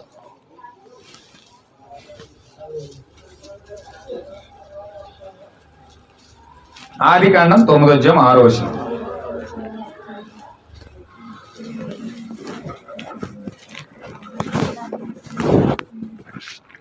నరుని రక్తము చిందించు వాని రక్తము నరుని వల్లనే చిందింపబడేది. ఉమ్, ఏలయనగా ఉమ్. దేవుడు తన స్వరూపమందు నరుని చేశాను. ఉమ్, మీరు ఫలించి అభివృద్ధి పొందుడి. ఉమ్. మీరు భూమి మీద సమృద్ధిగా సంతానము కని ఉమ్. విస్తరించని వానితో చెప్పారు. 4వ వచనం చదువు. 4. అయినను ఉమ్. మాంసమును దాని రక్తంతో మీరు తినకూడదు. రక్తమే దాని ప్రాణము. మరియు మీకు ప్రాణమైన మీ రక్తమును గూర్చి నేను విచారణ చేయదును. హల్లెలూయా. రక్తాన్ని దేవుడు ఎందుకు ఎంచుకుంటా ఉన్నాడంటే, ఈ రక్తం వచ్చిన ప్రాముఖ్యమైన భాగాన్ని దేవుడు ఎందుకు ఏర్పాటు చేయబడతా ఉన్నాడంటే, ఈ రక్తమే దేవుడు ఎన్నుకోవడానికి గల కారణం ఏంటంటే, రక్తంలో ప్రాణం ఉంది. హల్లెలూయా. మనిషి యొక్క ప్రాణం ఎక్కడుందండి? రక్తంలో ఉంది. మనిషి యొక్క ప్రాణము రక్తంలో ఉంది కాబట్టి దేవుడు రక్తాన్ని ఒక ప్రముఖ భాగముగా ఎంచుకున్నాడు. ఇప్పుడు రక్తమే ప్రముఖమైన పాత్ర బైబిల్ తరపున వహించేది. ఇప్పుడు రక్తము తరపున దేవుడు ఎందుకు అంత ప్రాముఖ్యమైన భాగాన్ని తీసుకోవాల్సిన అవసరం ఏమొచ్చిందంటే, ఇప్పుడు ఆయన నీ ప్రాణాన్ని కాపాడాలనుకుంటా ఉన్నాడు. నీ ప్రాణాన్ని విడిపించబడాలనుకుంటా ఉన్నాడు. నీ ప్రాణాన్ని దేవుడు ఆ రోగం నుంచి విడిపించాలనుకుంటా ఉన్నాడు. ప్రాణాన్ని ఆ యొక్క పాతాల నుంచి విడిపించాలనుకుంటున్నాడు. ఆ ప్రాణాన్ని మరణాన్ని నుంచి విడిపించాలనుకుంటా ఉన్నాడు. హల్లెలూయా. దేవుని యొక్క టార్గెట్ అది. దేవుని యొక్క టార్గెట్ ఏంటంటే, రక్తము నుంచి విడిపించాలి, ప్రాణం నుంచి విడిపించాలి, పాపము నుంచి విడిపించాలి, రోగము నుంచి విడిపించాలి, మరణాన్ని నుంచి విడిపించాలి. హల్లెలూయా. ఏదైనా తోటలో ఎప్పుడైతే ఆజ్ఞను అతిక్రమించారో, పాపమును ఎప్పుడైతే చేశారో, దేవుడు ఆజ్ఞ ఇచ్చిన ఆజ్ఞను మీరి పాపం ఎప్పుడైతే చేశారో, వాళ్ళు ఏం చేశారండి? పాపంలో పడిపోయారు, మరణంలో పడిపోయారు. ఇప్పుడు మరణంలో పడిపోయిన మరుక్షణమే ఆ పాపం ఎక్కడికి వెళ్ళిందంటే రక్తంలోకి వెళ్ళింది. రక్తంలో ఉన్న ప్రాణం చచ్చిపోయింది. అందుకే ప్రకటన గ్రంథంలో దేవుడు ఏం చెప్తున్నాడంటే, మీరు జీవించుచున్న మట్టికి జీవిస్తున్నారు కానీ మీరు మృతులే అని చెప్తుంది బైబిల్. అవునండి. అంటే జీవించుచున్న మట్టికి జీవిస్తున్నారు కానీ వీళ్ళు మృతులైపోయారు. ఎక్కడ మృతులయ్యారు? ఎక్కడ మృతులయ్యారు? ప్రాణంలో చచ్చిపోయారు. ప్రాణంలో వీళ్ళకి జీవం లేదు. ప్రాణంలో వీళ్ళకి జీవం లేదు. వీళ్ళు జీవం లేక ఆ యొక్క శరీరంలో ఉన్న తాత్కాలిక జీవంతోనే మనిషి బ్రతుకుతూ ఉన్నాడు. టెంపరీ జీవంతోనే మనిషి బ్రతుకుతూ ఉన్నాడు. శాశ్వతమైన జీవం హృదయంలో లేదు. అది చనిపోయి ఉంది, అది మృతమై ఉంది. అది జీవిస్తే గనక ఆ వ్యక్తిలో పాపము నివసింపజాలదు. హల్లెలూయా. ఇప్పుడు వెలుగు, కాస్మెటిక్ వెలుగు, సూర్యుని వెలుగు ప్రకృతిలో కనిపిస్తేనే భూమి మీద ఉన్న భూమి కింద చెట్లు బతుకుతాయి. హల్లెలూయా. ఇప్పుడు తాడి చెట్లు బ్రతకాలన్నా, లేకపోతే కొబ్బరి చెట్లు బ్రతకాలన్నా, ఈ సృష్టిలో ప్రతి చెట్టు, ప్రతి జీవి బ్రతకాలంటే, ప్రతి మనిషి బ్రతకాలంటే ఎవరు కావాలండి? సూర్యుడు కావాలి. సూర్యుడి ద్వారానే, సూర్యుని యొక్క రశ్మి ద్వారానే ప్రతి జీవి బ్రతుకుతా ఉంది. చూడండి, ఆ సూర్యుడు కనుక ఒక వారం రోజులు రాకపోతే ఇక్కడ వైరస్లు పెరిగిపోతాయి. శీతాకాలంలో చూడండి, శీతాకాలంలో వైరస్లు ఎక్కువ వస్తాయి. ఎందుకని? శీతాకాలంలోనే రోగాలు ఎక్కువ వస్తాయి. ఎందుకని? సూర్యరశ్మి తక్కువ ఉంటుంది. వ్యాధిని, ఆ యొక్క ఉష్ణోగ్రత, ఆ వ్యాధి క్రిమిని చంపేంత వేడి సూర్యుడి నుంచి విడుదలవదు. హల్లెలూయా. ఆ సూర్యుడి నుంచి విడుదల అవక ఆ యొక్క వ్యాధి క్రిములు ఎక్కువ లేవడం వల్ల శీతాకాలంలో ఎక్కువ రోగాలు వస్తూ ఉంటాయి. హల్లెలూయా. అలాగే భూమి మీద ప్రకృతిలో ప్రతిదీ జీవించడానికి సూర్యుడు ఎంత అవసరమో, హల్లెలూయా, ఆ వెలుగు ఎంత అవసరమో, లోపల ప్రాణము జీవించడానికి లోన దేవుడు అంత అవసరం. ఎంతమంది పట్టుకుంటున్నారు అన్నమాట? ప్రకృతిలో ప్రాణులన్నీ జీవించడానికి, చెట్లన్నీ జీవించడానికి, ఇవన్నీ జీవించడానికి ఈ కాస్మెటిక్ వెలుగు, సూర్యుడి వెలుగు ఎంత అవసరమో, నీ ప్రాణంలో దేవుడు నీ ప్రాణంలో ఉన్న ఆ యొక్క శరీరం అంతటిని జీవింప చేయాలంటే, నీ ప్రాణాన్ని జీవింప చేయాలంటే నీ అంతరంగంలో వెలుగు, జీవకణం అంత ప్రాముఖ్యమైంది.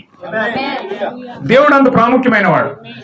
ప్రకృతి సంబంధమైన సూర్యుడు ఎలాగైతే ఉన్నాడో, లోన నీ అంతరంగంలో ఉన్న సూర్యుడు కూడా ఆ విధంగా వెలగాలి. ప్రకృతిలో ప్రతిదీ కూడా సూర్యరశ్మి ద్వారా ఎలాగైతే బ్రతుకుతుందో, నీ లోపల ఉన్న ప్రాణంలో ఉన్న ఆత్మ కూడా ఆ సూర్యుని బట్టి బ్రతుకుతుంది. హల్లెలూయా. సహజంగా మనిషిలో 10 ఇంద్రియాలు ఉంటాయి. ఆత్మకు ఒక 5 ఇంద్రియాలు ఉంటాయి, శరీరానికి ఒక 5 ఇంద్రియాలు ఉంటాయి. మీకు తెలుసు. శరీరానికి 5 ఇంద్రియాలు ఏంటండి? శరీరానికి ఉన్న 5 ఇంద్రియాలు ఏంటంటే శరీరము, ముక్కు, నోరు, కన్ను, స్పర్శ. ఇవన్నీ కూడా శరీరానికి 5 ఇంద్రియాలు ఉన్నాయి. లోపల ఆత్మకు కూడా 5 ఇంద్రియాలు ఉన్నాయి. మనస్సాక్షి ఉంది, హల్లెలూయా. లోపల ప్రేమానుభావాలు ఉన్నాయి.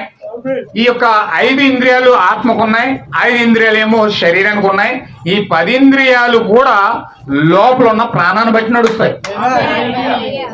హల్లెలూయా. ఈ లోపల ప్రాణం ఏ విధంగా నడిపిస్తుందో ఈ 10 ఇంద్రియాలు కూడా అలాగే నడుస్తాయి. ముక్కు ఏం చెప్తే ఎలాంటి మాట వింటదంటే లోపల ఉన్న ప్రాణం చెప్పిన మాట వింటారు. హల్లెలూయా. నీ నోరు పని చేయాలంటే లోన ఉన్న ప్రాణాన్ని బట్టి పనిచేస్తారు. లోన ప్రాణంలో ఏముంది?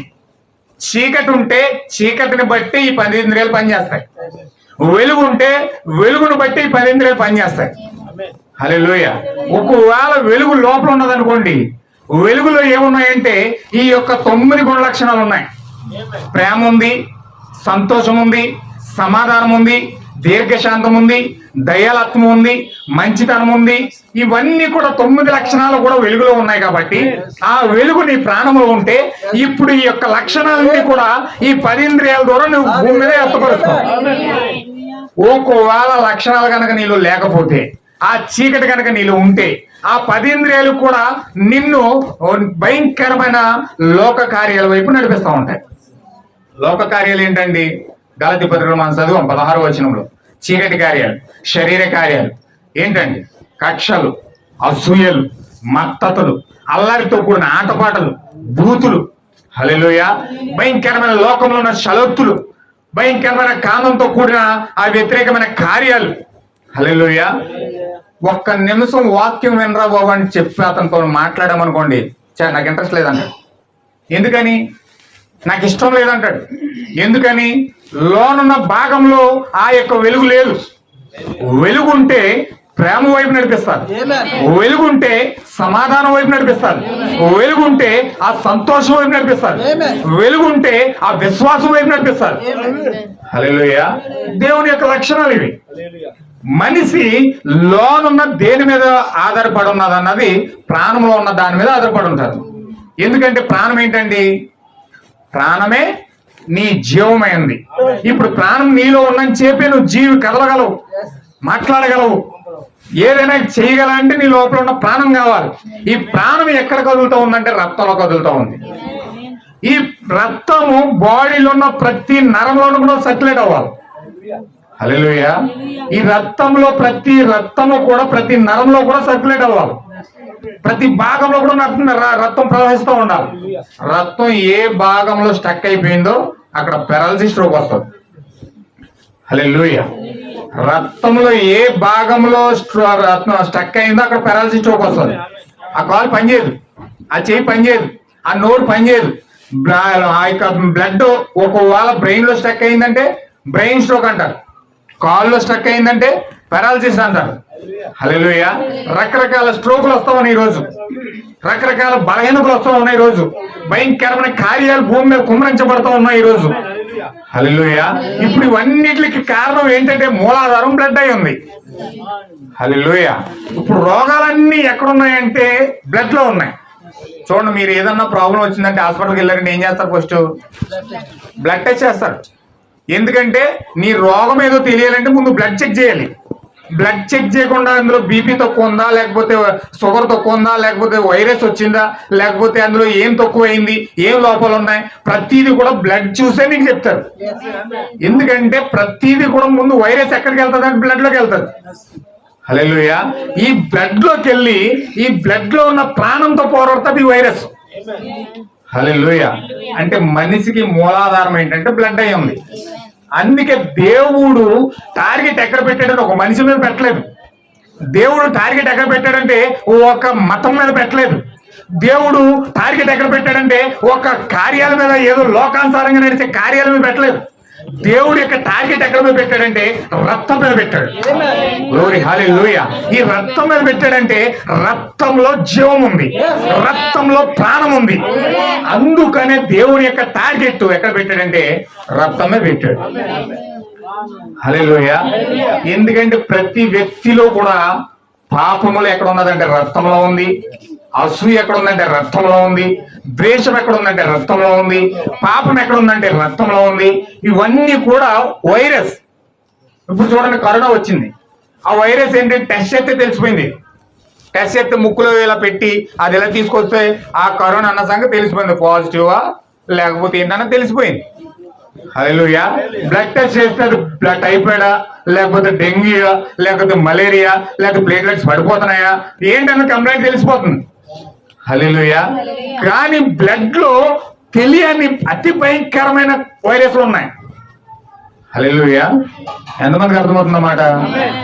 బ్లడ్ లో బ్లడ్ టెస్ట్ చేసిన తెలియని అతి భయంకరమైన వైరస్ బ్లడ్ లో ఉన్నాయి.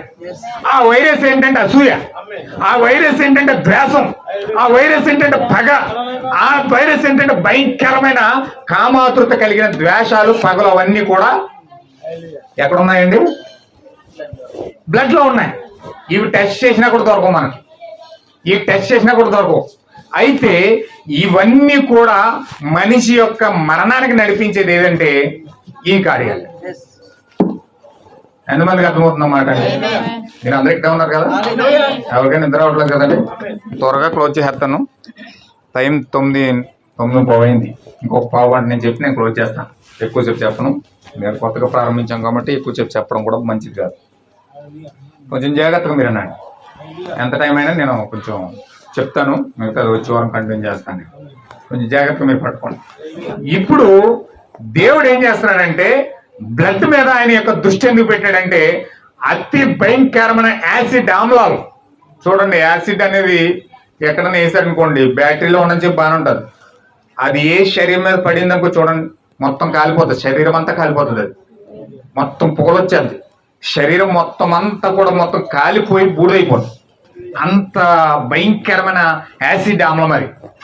ఆ యాసిడ్ లాంటి ఆ యాసిడ్ ఆమ్లాల లాంటి వైరస్లు ఏంటంటే అసూయ, ద్వేషం, పగలు, కలహాలు, మత్తతులు, అల్లరితో కూడిన ఆటపాటలు, ఇవన్నీ కూడా ఒక యాసిడ్ ఆమ్లాల వలె ప్రతి మనిషిలో కూడా ఉన్నాయి. హల్లెలూయా.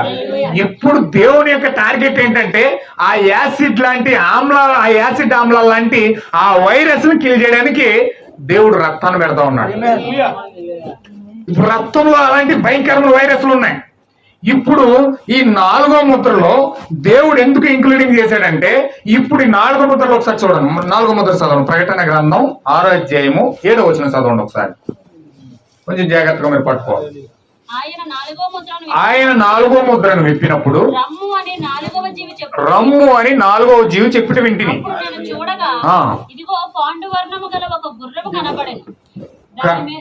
పాండురవర్ణము గల గుర్రం ఒకటి కనపడిను, అదనమాట. అంటే గుర్రము బైబిల్లో దేనికి సాదృశ్యంగా ఉందంటే అధికారానికి సాదృశ్యంగా ఉంది, ఒక అధికారం. ఇప్పుడు దేవుడు అధికారం ఎవరికి ఇచ్చాడంటే మృత్యువుకి ఇచ్చాడు. ఈ మృత్యు ఎలా ఉందంటే పాండుర వర్ణంలో ఉంది. ఈ పాండుర వర్ణం అంటే అర్థం ఏంటంటే పైన 6వ అధ్యాయంలో స్టార్టింగ్ లో చదివితే మొదటి ముద్ర, 2వ ముద్ర, 3వ ముద్ర అని ఉంటాయి. హల్లెలూయా. మొదటి ముద్ర ఏమై ఉందంటే తెల్లని గుర్రం.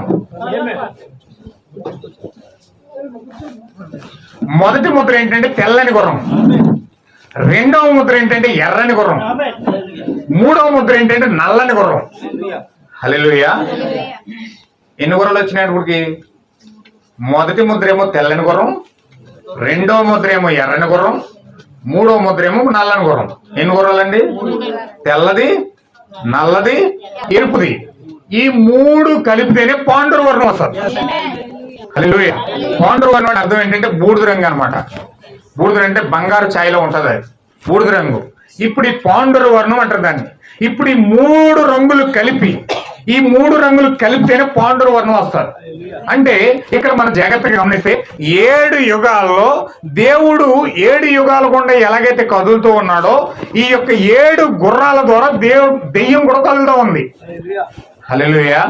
బైబిల్లో 3 రాకళ్ళు ఉన్నాయి. 3 రాకళ్ళు ఉన్నాయి బైబిల్లో. ఈ 3 రాకళ్ళు యేసుక్రీస్తు యొక్క రాకళ్ళు అయ్యి భూమి మీదకి వచ్చి ప్రజలతో కలిసి జీవించే రాకళ్ళు అవి. హల్లెలూయా. దెయ్యం యొక్క రాకడలు కూడా ఉన్నాయి బైబిల్లో. దెయ్యం యొక్క రాకడలు కూడా ఉన్నాయి. సాతాను యొక్క రాకడ కూడా బైబిల్లో ఉంది. హల్లెలూయా. చాలా జాగ్రత్తగా మీరు పట్టుకోవాలి. సాతాను యొక్క రాకడ ఉంది, దేవుడి యొక్క రాకడ ఉంది. ఇప్పుడు ప్రకటన గ్రంథం 6వ అధ్యాయంలో సాతాను యొక్క రాకడ. ఈ సాతాను యొక్క రాకడ ఎలా వస్తుందంటే ఈ సాతానుడు తెల్లని గుర్రం కింద ప్రవేశించాడు మనుషుల్లోకి.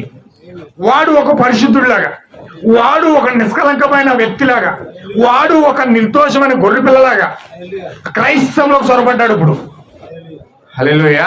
క్రైస్తవంలో ఒక తెల్లని దూతలాగా, ఒక వెలుగు దూతలాగా, ఒక దొంగ అపోస్తుల వలె క్రైస్తవంలోకి చొరబడ్డాడు వీడు. హల్లెలూయా. క్రైస్తవంలోకి చొరబడి వీడేం చేశాడంటే వాడు ఎర్రని గుర్రం కింద మారిపడ్డాడు. ఫస్ట్ ఎలా ఉన్నాడని వాడు ఒక తెల్లని విశ్వాసంలో ఉన్నాడు, ఒక పరిశుద్ధుడే ఉన్నాడు. పరిశుద్ధులను నటిస్తూ నిజమైన విశ్వాసుల్ని ఇప్పుడు ఎర్రని గుర్రం కింద మారి వీడేం చేస్తున్నాడో తెలిసిన ఎరుపు అంటే రక్తానికి సాదృశ్యం. ఎరుపు రక్తానికి సాదృశ్యం కాబట్టి నిజమైన విశ్వాసాలను వీడు చంపుకుంటూ వెళ్తా ఉన్నాడు. ఎవరైతే క్రైస్తవంలోకి సొరబడి క్రైస్తవులను నటిస్తూ నిజమైన క్రైస్తవాన్ని చంపుతూ ఉన్నాడు ఇతను. హల్లెలూయా. నిజమైన క్రైస్తవులను ఎప్పుడైతే నిజమైన బోధన నిజమైన క్రైస్తవులందరినీ చంపాడో వీడు ఇప్పుడు నల్లని గుర్రం ఎక్కేశాడు. నల్లని గుర్రం దేనికి సాదృశ్యం అంటే వ్యాపారానికి సాదృశ్యం. హల్లెలూయా. వ్యాపారం. నల్లని గుర్రం ఏంటంటే వ్యాపారానికి అధికారం ఇవ్వబడింది. ఇవే వ్యాపారం అంటే భౌతికంగా వాణిజ్యం లోకంలో ఉండే వ్యాపారాలు కాదు, బైబిల్ వ్యాపారం ఉంటుంది.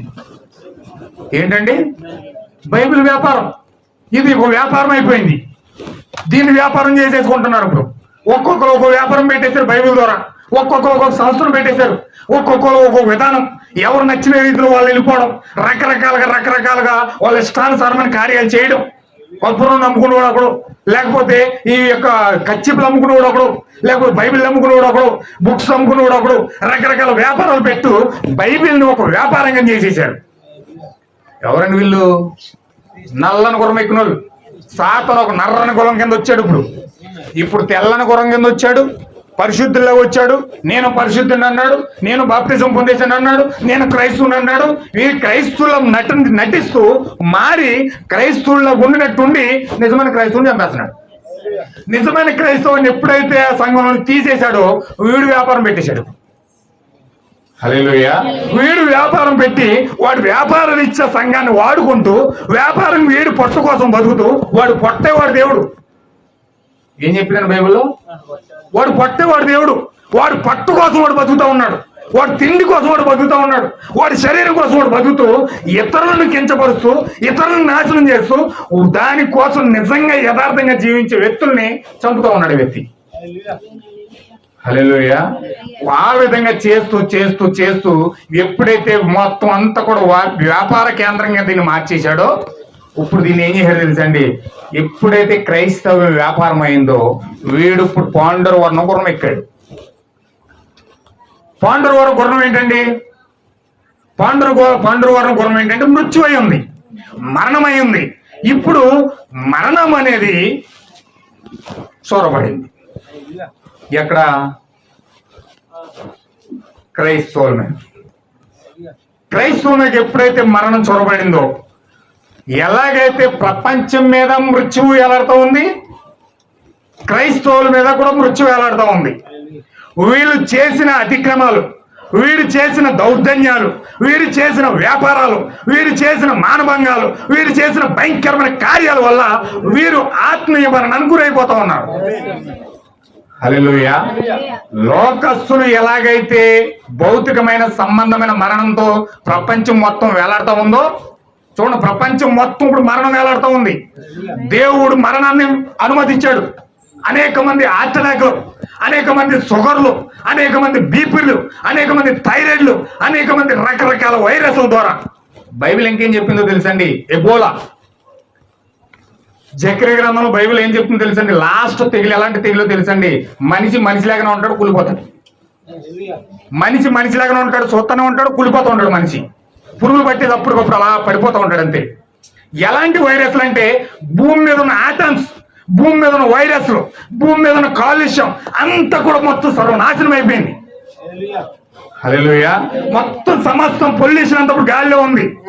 మాస్క్ పెట్టుకోకపోతే గాలి పీల్చి చచ్చిపోయే మనుషులు ఉన్నారు. హల్లెలూయా.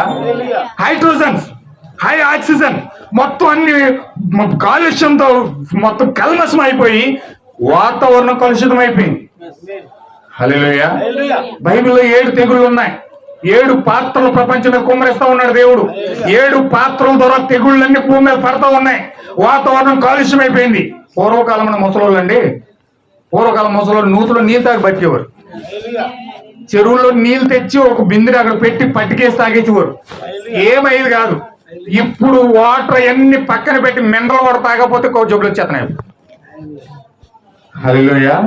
అంత ప్రమాదంగా వాటర్ మారిపోయింది.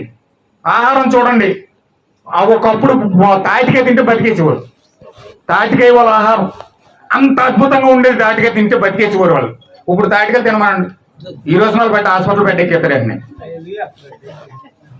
హల్లెలూయా. ఎందుకని? బాడీ హైబ్రిడ్ అయిపోయింది, ఫుడ్ అంతా హైబ్రిడ్ అయిపోయింది మొత్తం అన్ని. బైబిల్ ఏం చెప్తుంది తెలుసు? ఒక్క ఆవగింజ తప్ప మిగతా హైబ్రిడ్ అయిపోయినాయి. ఆవగింజ తప్ప మిగతా హైబ్రిడ్ అయిపోయినాయి. మొన్న చూసానండి, ఒక ఆయన యూట్యూబ్ లో చూపిస్తా ఉన్నాడు. జీడిపప్పు కూడా మైదా పిండితో చేసేస్తున్నారు. జీడిపప్పు కూడా మైదా పిండి చేసేసి ఉడక మొత్తం అంతా వేపేసి ఇచ్చేస్తున్నారు. అది జీడిపప్పు అనుకునే కొనేసుకున్నారు జనాలు. ఎందుకంటే జీడిపప్పు కాదు, మైదా పిండి అది. హల్లెలూయా. పాలు ప్యాకెట్లు యూరియా మందు కరిగించేసి పాలు ప్యాకెట్లు తయారు చేస్తున్నారు. హల్లెలూయా. గేదెలకు ఇంజక్షన్లు వేసి పాలు మీద పాలు బిందులు లాగేస్తున్నారు. అది మెడిసినే. పాలు తాగితే చచ్చిపోతున్నారు రోజు పిల్లలు. హల్లెలూయా. ఒకప్పుడు పాలు తాగితే ఆరోగ్యం, ఇప్పుడు పాలు తాగితే మరణం.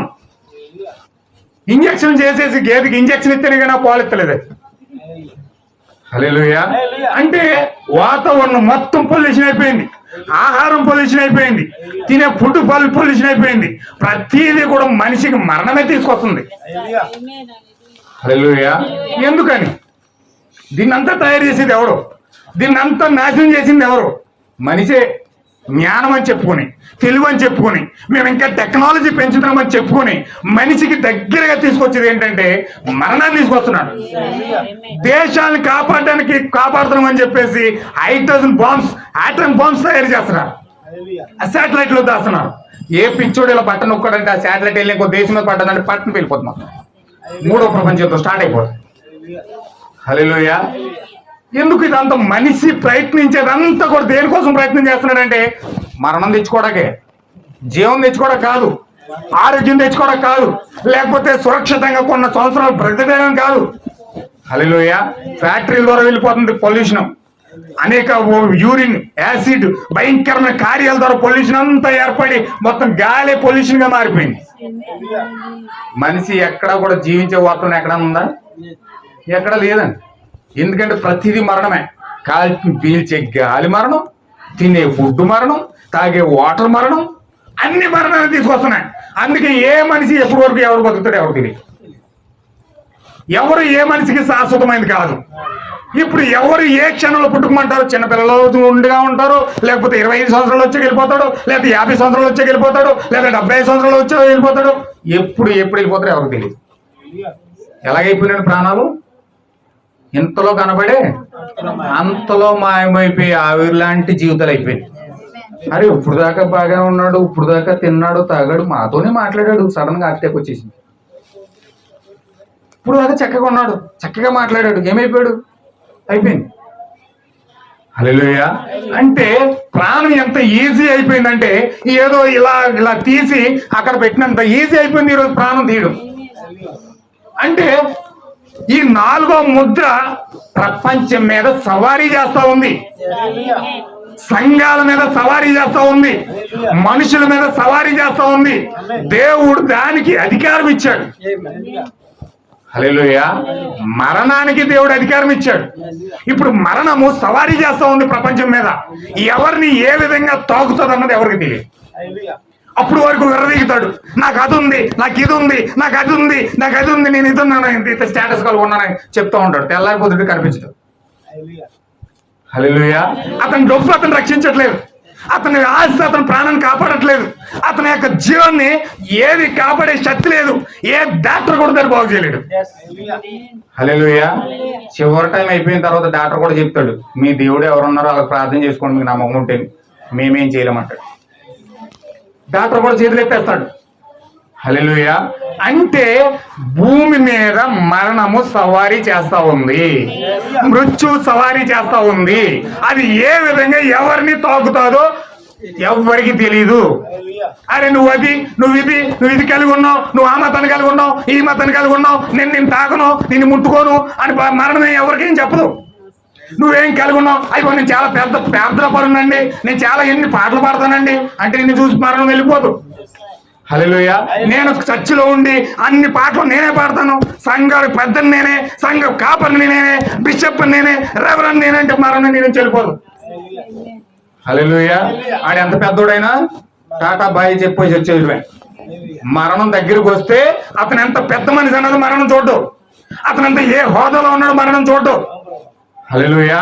అతను ఏ శక్తితో ఉన్నాడు మరణం చూడదు, అతను ఏ యొక్క ప్రధాన పాత్రలో ఉన్నాడు మరణం చూడదు. హల్లెలూయా. ప్రతి వ్యక్తి మరణాన్ని గడగడలాడాల్సిందే. ప్రతి వ్యక్తి మరణం ముందు వణుకుపోవలసిందే. ప్రతి ఒక్కరు చూడండి ఎంత గంభీరంగా మనిషి జీవిస్తాడో.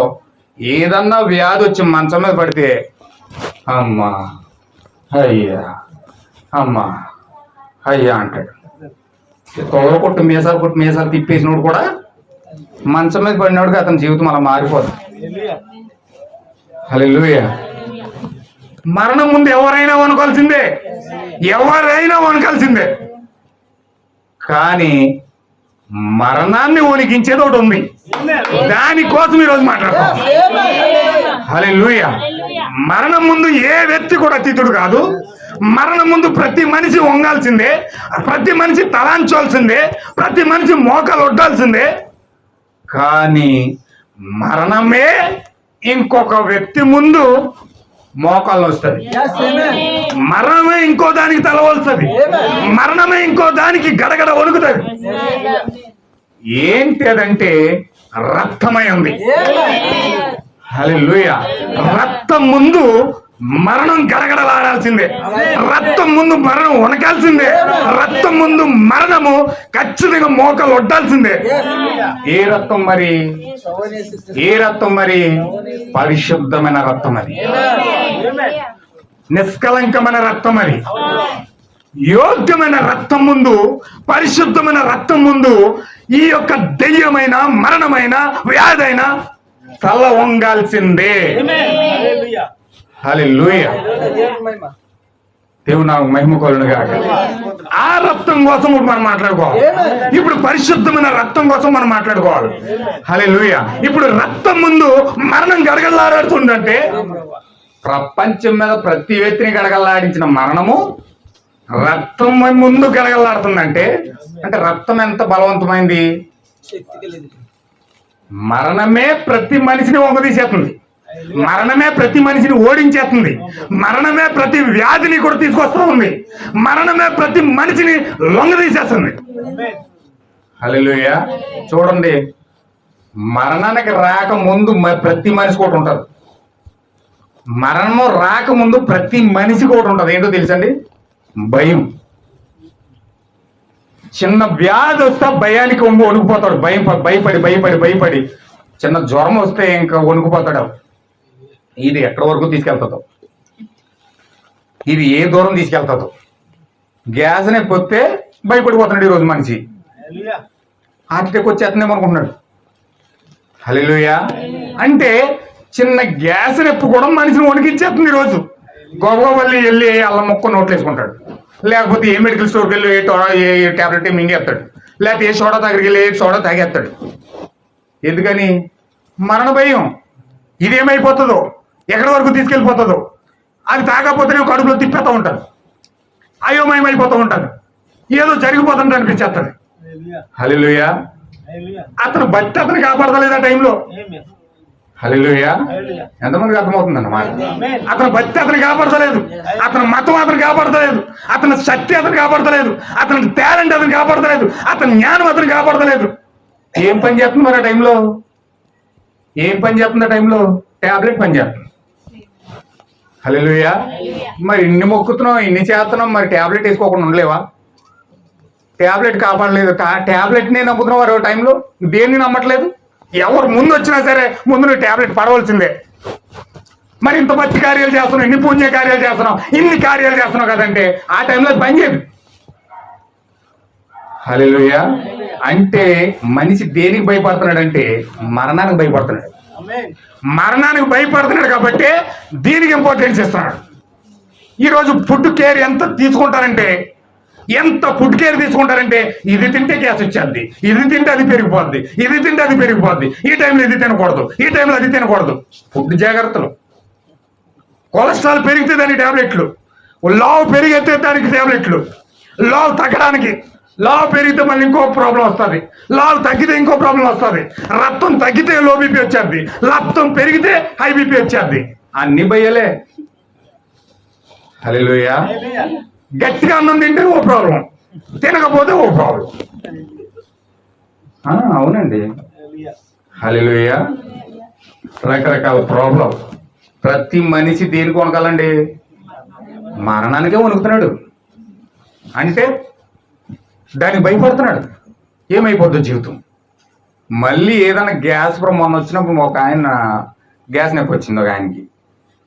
ఆయన ఏం చేస్తున్నాడు, హార్ట్ అటాక్ వచ్చినంత ఫీల్ అయిపోయి అలా ఆవిడతో చెప్పేస్తున్నాడు, అప్పుడే పిల్లలు జాగ్రత్తగా చూసుకో అంటున్నాడు. హల్లెలూయా. మొత్తం జాగ్రత్తలను అప్పటి నుంచి చేస్తున్నాడు. ఏమైంది అండి, ఏమైంది ఏంటంటే ఏదో అయిపోతున్నారు తెలియట్లేదు. హల్లెలూయా. అంటే అతనికి ఏమైపోయిందంటే ఇంకా అయిపోతుంది సర్వీస్ అనుకుంటున్నాడు, భయం వచ్చేస్తుంది. అంటే ప్రతి మనిషి కూడా మరణానికి వణుకుతూ ఉన్నాడు, భయపడతా ఉన్నాడు. ఏదైనా వ్యాధి వచ్చినా, తలపోటు వచ్చినా, అతనికి ఏ వ్యాధి వచ్చినా సరే ఒక రకమైన భయం అతన్ని వెంటాడుతూ ఉంది. ఆ భయం మరణం వరకు తీసుకెళ్తా ఉంది. హల్లెలూయా. కానీ ఆ భయాన్ని, ఆ మరణాన్ని వణికించేదే రక్తమై ఉంది. అంటే మరణమే అంత భయంకరంగా వణికిస్తే ప్రజల్ని, ప్రపంచాన్ని, ఆ మరణాన్ని వణికిస్తుందంటే ఈ రక్తానికి ఎంత శక్తి ఉందో కూడా. హల్లెలూయా. అది రక్తానికి ఉన్న శక్తి, అది రక్తానికి ఉన్న పవర్ అది. అందుకే యేసుక్రీస్తు, ఆ యొక్క ప్రభు అయిన యేసుక్రీస్తు టార్గెట్ ఎక్కడ పెట్టాడంటే రక్తం మీద పెట్టాడు. ఇప్పుడు రక్తం మీద ఎందుకు పెట్టాడంటే రక్తమే ప్రాణం గనక. రక్తం నీలో ఉంటే నీకు ప్రాణం ఉంటుంది. రక్తము 0.5 తగ్గినా నీకు లో బీపీ వస్తుంది, రక్తం 0.5 పెరిగినా హై బీపీ వస్తుంది. హై బీపీ రాకుండా, లో బీపీ రాకుండా మొత్తం నడికాలు మొదలుకొని నడినెత్తి వరకు రక్తం ప్రవహిస్తూనే ఉండాలి. కొన్ని వందల కిలోమీటర్ల వేగంతో రక్తం ప్రవాహం జరుగుతుంది లోపల. హల్లెలూయా. ఆ బ్లడ్ సర్క్యులేట్ అవుతేనే మనిషి జీవంగా ఉంటాడు. ఎక్కడ కూడా అది స్టక్ అవ్వకూడదు. చూడండి, కొంతమందికి ఇక్కడ స్టక్ అయిపోద్ది. వీళ్ళు వెంటనే ఏం చేస్తారో తెలిసిన, బ్రెయిన్ లో నుంచి హార్ట్ లోకి పైపులు ఉంటాయి. ఆ కొలెస్ట్రాల్ అన్నదో లేకపోతే ఏదన్నదో అడ్డుపడిపోయి బ్లడ్ సర్క్యులేట్ అవ్వదు. వాళ్ళు వెంటనే ఏం చేస్తారు తెలిసి, సర్జరీ చేసేసి దానికి ఎక్స్ట్రా పైప్ ఒకటి పెట్టేసి మళ్ళీ కూడా పెడతారు బ్లడ్ సర్క్యులేట్ అవడానికి. హల్లెలూయా. అంటే బ్లడ్ సర్క్యులేట్ అవడానికి మళ్ళీ ఇంకోటి కొత్తది ఏర్పాటు చేస్తారు అక్కడ. అంటే ప్రతి వ్యక్తి కూడా ఆ రక్తాన్ని బట్టే ఆరోగ్యంగా ఉంటాడు. అంటే పరిపూర్ణంగా రక్తంలో సాగుతుందంటే అతను ఆరోగ్యంగా ఉన్నట్టు. రక్తంలో కొంచెం వేడి ఎక్కువైంది అనుకోండి, మళ్ళీ జీవం ఉంది అందులో. రక్తంలో వేడి ఉంటుంది, 40 degrees ఉంటుంది లోపల రక్తంలో. 40 degrees దాటిందంటే వేడి పాస్ అయిపోద్ది. వెంటనే సలవ చేసిన పదార్థాలు లేకపోతే కొబ్బరి బొండమో లేకపోతే ఏ మజ్జిగో తాగకపోతే లోపల వేడి ఎక్కువైపోద్ది. వేడి ఎక్కువైపోయిందంటే నీ యొక్క మెదడు సరిగ్గా పనిచేసి స్లో అయిపోతుంది. హల్లెలూయా.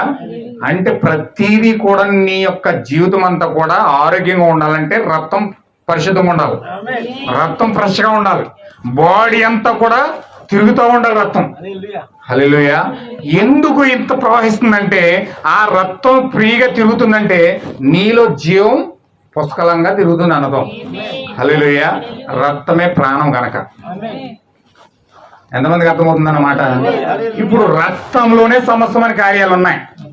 సమాధానం అందులో ఉంది, స్వస్థత అందులో ఉంది, ఆరోగ్యం అందులో ఉంది, నీ అసూయ అందులో ఉంది, నీ మరణం అందులో ఉంది, నీ పాపం అందులో ఉంది, నీ కామం అందులో ఉంది, నీ ద్వేషం అందులో ఉంది, నీ పగ అందులో ఉంది, నీ ప్రతీకారం అందులో ఉంది.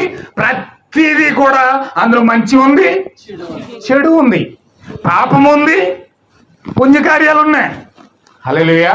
అందుకే నువ్వు పాపం చేసి ఇక్కడ పాపం చేసేస్తున్నావు, పుణ్యం చేసి ఇక్కడ పుణ్యం చేసేస్తున్నావు, అబద్ధం ఆడి ఇక్కడ అబద్ధం ఆడేస్తున్నావు, మోసం చేసి ఇక్కడ మోసం చేసేస్తున్నావు, మంచి కార్యం చేసి ఇక్కడ మంచిగా చేస్తున్నావు. ఇక్కడ దుప్పట్లో పని చేస్తున్నావు, 10 మందికి సోషల్ స్టడీస్ సోషల్ కార్యాలు చేస్తున్నావు. ఇక్కడికి వచ్చి లోపల అంతర్గత కార్యాలు చేసే కార్యాలు కూడా చేస్తా ఉన్నాం. హల్లెలూయా. ఇది 10 మందికి కనపడుతుంది కానీ అది కనపడతలేదు. అందరిలో మాత్రం పరిశుద్ధుడు. హల్లెలూయా. అంటే ఇవన్నిటిని నడిపించేది ఎవరు? లోపల ఉన్న రక్తం మంచి చేపిస్తుంది, చెడు చేపిస్తుంది. హల్లెలూయా. అంటే భూమి మీద ఉండే ప్రతి మనిషి కూడా ఆ పాపం యొక్క రక్తంతో ఉన్నాడు కాబట్టి, ఆ రెండిటితో మిళితమైపోయాడు కాబట్టి భూమి మీద ఏ మనిషి కూడా పరిశుద్ధుడు కాదు. అందుకే మనిషి దేవుడు కాదు. హల్లెలూయా. మనిషిని మనం దేవుడు చేయకూడదు. ఒక మనిషి దేవుడు అవ్వలేడు.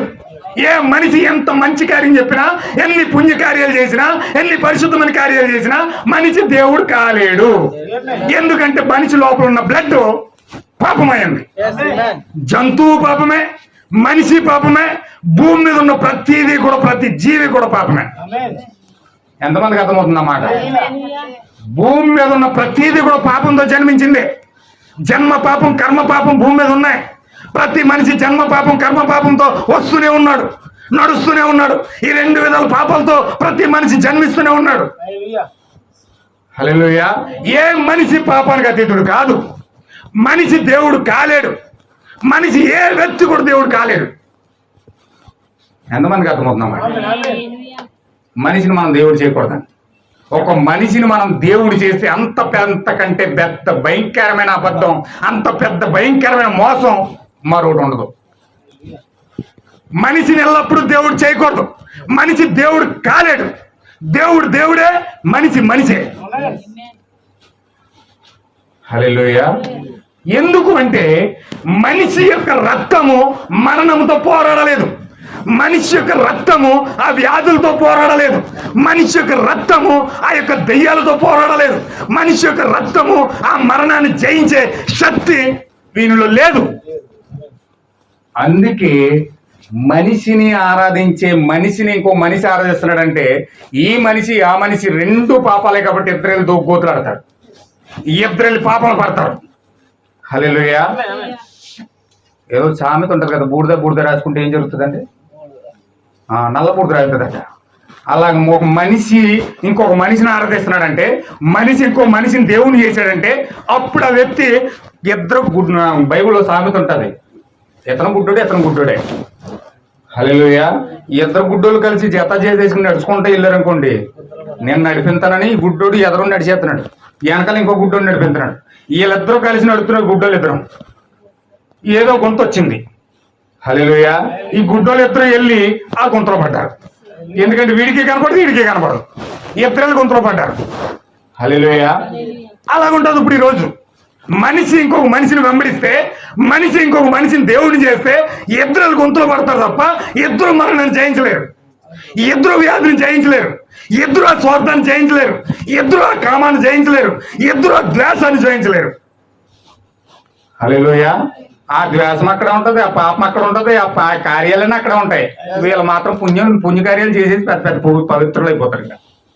పెద్ద మాటలు చెప్తారు. హల్లెలూయా. ఎంతమందికి అర్థమవుతుందన్నమాట? మనిషి దేవుడు కాలేడు. ఎందుకంటే మనిషి యొక్క రక్తము వ్యాధులు జయించలేదు, మనిషి యొక్క రక్తము దెయ్యాలను జయించలేదు, మనిషి యొక్క రక్తం అన్నిటికంటే ముఖ్యంగా మరణాన్ని జయించలేదు. హల్లెలూయా. మరణాన్ని జయించాలంటే పరిశుద్ధమైన రక్తం కావాలి. ఎందుకంటే పరిశుద్ధమైన రక్తం ముందు, వెలుగు ముందు చీకటి ఎలా నిలబడజాలదో, వెలుగు ముందు ఏ విధంగా చీకటి పారిపోతుందో, పరిశుద్ధమైన రక్తం ముందు అపవిత్రమైన రక్తము చల్లా చెదరైపోతుంది. పరిశుద్ధమైన రక్తం ముందు దెయ్యాలన్నీ చల్లా చెదరైపోతాయి. పరిశుద్ధమైన రక్తం ముందు వ్యాధులన్నీ పటాపంచలైపోతాయి. పరిశుద్ధమైన రక్తం ముందు మరణం ఓడిపోతుంది. అందుకే బైబిల్లో ఒక వ్యక్తి అన్నాడండి, అపోస్తలుడైన పౌలు అనే వ్యక్తి, మరణమా నీ ముళ్ళెక్కడా, మరణమా నీ విజయం ఎక్కడా? సవాలు ఇస్తున్నాడు మరణానికి. ఎందుకు ఇస్తున్నాడు తెలుసునండి, ఆ పరిశుద్ధమైన రక్తము ఈ వ్యక్తిని తాకుంది కనుక, ఆ పరిశుద్ధమైన రక్తము ఈ వ్యక్తిలోకి వచ్చింది కనుక. హల్లెలూయా. ఆ పరిశుద్ధమైన రక్తము నీ హృదయంలోకి వచ్చినప్పుడు మరణానికి సవాలు ఇచ్చుతావు, వ్యాధులకు సవాలు ఇచ్చుతావు, దెయ్యాలకు సవాలు ఇచ్చుతావు. మరణం వస్తే గడగడ వణుకుపోవు, రోగం వస్తే గడగడ వణుకుపోవు, శ్రమ వస్తే కన్నీళ్ళు కాచి మూలగలు ఏడ్చావు. అయిపో నాకు దేవుడి కష్టాలు ఎట్టేసాడు, బాధలు ఎట్టేసాడని మూలగలు ఏడ్చావు. అట్లా జయించే శక్తిని పొందుకొని ఆ కష్టాన్ని ఏ విధంగా జయించాలో విశ్వాసాన్ని పొందుకొని జయిస్తాం. హల్లెలూయా. ఆ శక్తి నీలోకి వస్తుంది, ఆ విశ్వాసం నీలోకి వస్తుంది, ఆ బలం నీలోకి వస్తుంది. అప్పుడు ఆ శ్రమనైనా, కష్టాన్నైనా, వ్యాధునైనా, దెయ్యాలనైనా, శోధనైనా నువ్వు జయించి జయశీలుడుగా నిలబడతావు. ఎప్పుడు జయించే నీ శక్తి ఉన్నప్పుడు, జయించే శక్తి నీలోకి వచ్చినప్పుడు. జయించే శక్తి నీలోకి రాకపోకుండా ఏదో మతబత్తి పొందుకుని అక్కడ నిలబడ్డావు అనుకో, చేసినంతసేపు బాగానే ఉంటుంది బతి అంతా, ఆ సమయం వచ్చినట్టు ఇలా ఉంటావు. హల్లెలూయా. నేను పెద్ద పెద్ద క్రైస్తవుని మేసాలు తిప్పేస్తాం, మెలేసేస్తావు. ఏదన్నా శ్రమస్తుడు మంచం మీద పడిపోయి అమ్మా అయ్యా అంటావు. హల్లెలూయా. అందుచేత నా ప్రియమైన సహోదరులారా, నేను ఇక్కడ ఆపుతాను, ముందుకెళ్ళను, వచ్చేవారం కంటిన్యూ చేస్తాను. అది ఏ విధంగా దేవుడు ఆ తెగులు పంపిస్తా ఉన్నాడు, రోగం ఎలా వస్తుందో, ఆ పరిశుద్ధమైన రక్తం భూమి మీదకి ఎలా వచ్చిందో దేవుడు ఖచ్చితంగా మనకి ఆ తేటతలం చేయాలని ప్రభు ప్రార్థన చేద్దాం. అందరూ కూడా ప్రార్థన చేసి రండి. హల్లెలూయా. ఖచ్చితంగా రక్తము, పరిశుద్ధమైన రక్తం కనుక మనం పొందుకుంటే ఆ రక్తము మరణాన్ని జయిస్తారు, ఆ రక్తము వ్యాధులను జయిస్తారు, ఆ రక్తము దెయ్యాలను జయిస్తారు. మనుషులు మనం దేవుని చేయకూడదు, మనుషులు దేవుడు కాలేరు. ఎందుకంటే మనుషులు దేవుడు అవ్వే అవకాశం ఉంది, కానీ పలుకుబడిని బట్టి, రాజనీతులను బట్టి, హల్లెలూయా, రాజరికాలను బట్టి మనుషులు దేవుళ్ళు అవ్వచ్చేమో కానీ పాపాన్ని తీసే దేవుళ్ళు కాలేరు, రోగాలను తీసే దేవుళ్ళు కాలేరు. హల్లెలూయా. నీ అసూయను తీసే దేవుళ్ళు కాలేరు, నీ యొక్క జన్మ పాపాన్ని తీసే దేవుళ్ళు కాలేరు. నీ యొక్క జన్మ మార్చడానికి, నీ యొక్క మంచి నిర్దోషమైన మరణం లేని జీవితాన్ని నీకు ఇవ్వలేరు, ప్రసాదించలేరు. హల్లెలూయా. దేవుడు సృష్టికర్త అయితే ఆ పరిశుద్ధమైన రక్తం నీలోకి వస్తే, నీవు ఆ నిజమైన ఆరాధన కనుక నువ్వు పొందుకుంటే, ఆ నిజమైన రక్తాన్ని కనుక నువ్వు పొందుకుంటే, నీ హృదయంలో ఆ వాటన్నిటిని కూడా జయించే శక్తి దేవునికి ఇస్తాడు. హల్లెలూయా. దేవుడు ఈ వాక్యం దీవించును గాక. అందరూ లేచి నిలబడి చిన్న ప్రార్థన చేస్తాడు.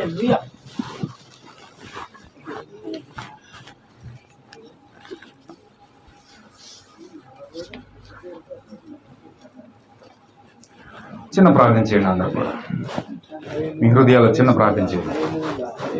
హల్లెలూయా. హల్లెలూయా. దేవ, ఇంతవరకు నాతో మాట్లాడావు ప్రభువా.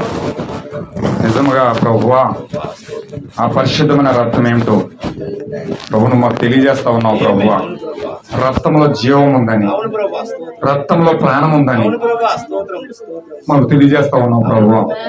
రక్తంలో ఏ వైరస్ లేకపోతే, రక్తంలో ఏ వేడి లేకపోతే, రక్తంలో ఏ వ్యాధి లేకపోతే ప్రభు మా శరీరం అంతా ప్రభువా ఉత్సాహంతో బురకలేస్తూ రక్తం ఎలా ప్రవహిస్తా ఉందో ప్రభువా, మాలో మా ఆత్మలో కూడా ప్రభువా నీ యొక్క రక్తం, నీ యొక్క దైవత్వము మాలో ప్రవహించాలి ప్రభువా. ఓ మేము ఆత్మీయంగా ఎంత ఆరోగ్యంగా ఉంటామో శారీరకంగా కూడా అంతే ఆరోగ్యంగా ఉంటాం ప్రభువా. మేము ఆత్మలో జయిస్తే శరీరాన్ని కూడా జయిస్తాం ప్రభువా. నీతి సూర్యుడు ఎలాగైతే ఈ సృష్టికి జీవం ఇస్తా ఉన్నాడో ప్రభు, నీతి సూర్యుడు అయిన నీవు ఆత్మలకు జీవం ఇస్తా ఉన్నావు ప్రభువా. మేము దాన్ని గ్రహించే భాగ్యం మాకు ఇవ్వండి. రక్తము వ్యాధులు జయిస్తుంది, రక్తము దెయ్యాన్ని జయిస్తుంది, రక్తము పాపాన్ని జయిస్తుంది, రక్తము మరణాన్ని జయిస్తుంది ప్రభువా. ఆ మరణాన్ని జయించే రక్తము, ఆ పరిశుద్ధమైన రక్తము ఈ రోజు రాత్రి నాకు అది కావాలి ప్రభువా. నేను ఆ దెయ్యాలు జయించాలి, ఆ వ్యాధులు జయించాలి, ఆ మరణాన్ని జయించాలి. ఓ నాకు సమాధానం కావాలి ప్రభువా. మీరందరూ ప్రార్థన చేస్తారా? ఈరోజు మొన్న నేను ఒక స్టేట్మెంట్ విన్నాను. ఈ ప్రపంచ భారతదేశ కుబేరుడు అనిల్ అంబానీ, ముఖేష్ అంబానీ, వాళ్ళ కుమారుడు వివాహం జరుగుతూ ఉంది. వాళ్ళ కుమారుడు ప్రసంగం ఏం చేస్తున్నాడు తెలుసా? ఒక కోటీశ్వరుడు కుమారుడు, ఒక ఉన్నతమైన స్థానానికి చెందిన వ్యక్తి. అతను ఏం చెప్తున్నాడు తెలుసా ప్రసంగం? ఎంత డబ్బున్నా ప్రతి వ్యక్తి డబ్బు ద్వారా ప్రతిదీ సాధించేయాలనుకుంటాడు, సాధించేసాననుకుంటాడు. కానీ ఎంత డబ్బున్నా, ఎంత పలుకుబడి ఉన్నా, మంచి ఆరోగ్యం లేకపోతే, ఆత్మలో మనశ్శాంతి లేకపోతే సమస్తము వృధా అని అతను చెప్తా ఉన్నాడు. అతను ఆ ప్రసంగం విని, కొడుకు యొక్క ప్రసంగం విని తండ్రి ఏడి చేస్తున్నాడు.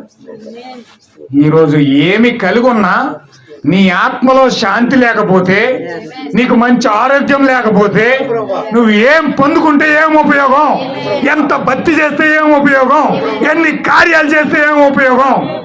నీకు ఉపయోగం కలగాలి కదా, నీ హృదయంలోకి మనశ్శాంతి రావాలి కదా, నీ హృదయంలోకి ఆ స్వస్థత రావాలి కదా, నీకు ఆ పాపం నుంచి విడుదల కలగాలి కదా.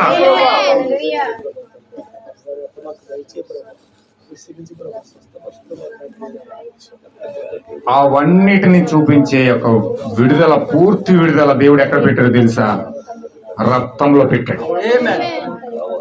రక్తమే మనిషి యొక్క రక్తము కాదు గాని అది పరిశుద్ధుని యొక్క రక్తం, అది దేవుని యొక్క రక్తం, అది పాపము నెరుగని రక్తం. అది ఆ రక్తం ముందు మరణం ఓడిపోయింది, ఆ రక్తం ముందు దెయ్యాలు ఓడిపోయినాయి, ఆ రక్తం ముందు వ్యాధులు ఓడిపోయినాయి, ఆ రక్తం ముందు కరోనా ఓడిపోయింది, ఆ రక్తం ముందు షుగర్ ఓడిపోయింది, ఆ రక్తం ముందు బీపీ ఓడిపోయింది, ఆ రక్తం ముందు హార్ట్ అటాక్ ఓడిపోయింది, ఆ రక్తం ముందు ప్రతి వ్యాధి కూడా ఓడిపోయింది.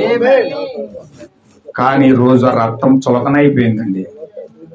ఆ రక్తం అపహాస్యం చేయబడుతుంది, ఆ రక్తం హేళన చేయబడుతుంది, ఆ రక్తం సంత వీధుల్లో కేకలు పెడతా ఉంది. అవునా కుమారి, అవునా కుమారుడా, ఈ రక్తం నీకు ఆరోగ్యం ఇస్తుంది, ఈ రక్తం నీకు స్వస్థత ఇస్తుంది, ఈ రక్తం నీకు రక్షణ ఇస్తుంది, ఈ రక్తం నీకు మంచి ఆరోగ్యం ఇస్తుంది, మనశ్శాంతి ఇస్తుందని సంత వీధుల్లో కేకలు పెడుతుంది ఈ రక్తం. ఇప్పుడు ఈరోజు ఆ రక్తం చులకన చేయబడింది, ఆ రక్తం ఈరోజు ఏలం చేయబడుతుంది, ఆ రక్తం ఈరోజు అపవిత్రపరచబడి జనుల చేత తొక్కబడతా ఉంది, అవమానపరచబడతా ఉంది, నిందించబడతా ఉంది. ఎన్ని గాయాలు పొందినా, ఎన్ని మేకులు వేస్తున్నా, ఎన్ని కొరడాలు పెట్టి కొడతా ఉన్నా, ఉమ్ములు అవమానపరుస్తున్నా, ఆయన రక్తం కార్చడం మాత్రం మానలేదు. ఎందుకో తెలుసా? విడుదల పొందుకునే ప్రజల కోసం, పరిశుద్ధాత్మ పొందుకునే ప్రజల కోసం, రక్షణ పొందుకునే ప్రజల కోసం, పాపం నుంచి విడుదల పొందుకోవాలనే వారి కోసం, స్వస్థతకు పొందుకోవాలి, ఈ యొక్క వ్యాధుల నుంచి విడిపించబడాలనే వారి కోసం ప్రయాసపడి ఉమ్ములు వస్తున్నా, అవమానపరచబడుతున్నా, నిందించబడుతున్నా, కొరడాలెట్టి కూడుతున్నా, ముళ్ళ కిరణం పెట్టి గుస్తూ అవమానపరుస్తూ బల్లెలిచ్చి కొడుతున్నా సరే ఎందుకంత భరిస్తున్నాడో తెలుసా? నీకు స్వస్థత ఇవ్వడానికి, నీకు ఆరోగ్యం ఇవ్వడానికి, నీకు మనశ్శాంతిని ఇవ్వడానికి. నువ్వేమిచ్చావు? నేను ప్రేమిస్తున్నాడు ఆయన.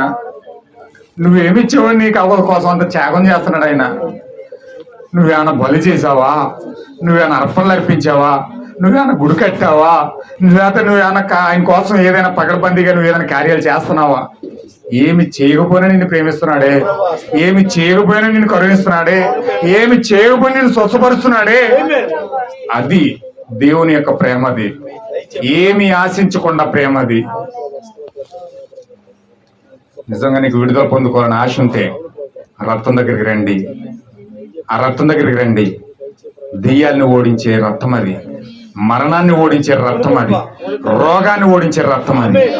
ఆ రక్తం మన హృదయాలకు వచ్చి మరణాన్ని జయించాలని మనం పోరాడదాం, ప్రార్థన చేద్దాం.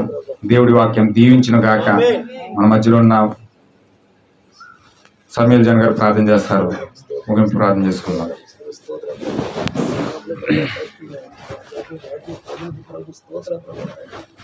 హల్లెలూయా హల్లెలూయా హల్లెలూయా హల్లెలూయా. ప్రభా తండ్రి నైనా గొప్ప దేవుడా, గొప్ప శక్తి మంచుడు తండ్రి నైనా తండ్రి. ప్రభా తండ్రి నైనా మాతో మాట్లాడిన దేవుడు తండ్రి, బలిష్టమైన దూతవయ్యున్నావు తండ్రి నైనా. సామాన్యతలోనే ప్రభా తండ్రి నైనా నువ్వు మాట్లాడే దేవుడు తండ్రి నైనా. అవును ప్రభా, మనుషుల మాటలు వ్యర్థమే ప్రభా, నీ మాటలే సత్యమై ఉన్నది ప్రభా.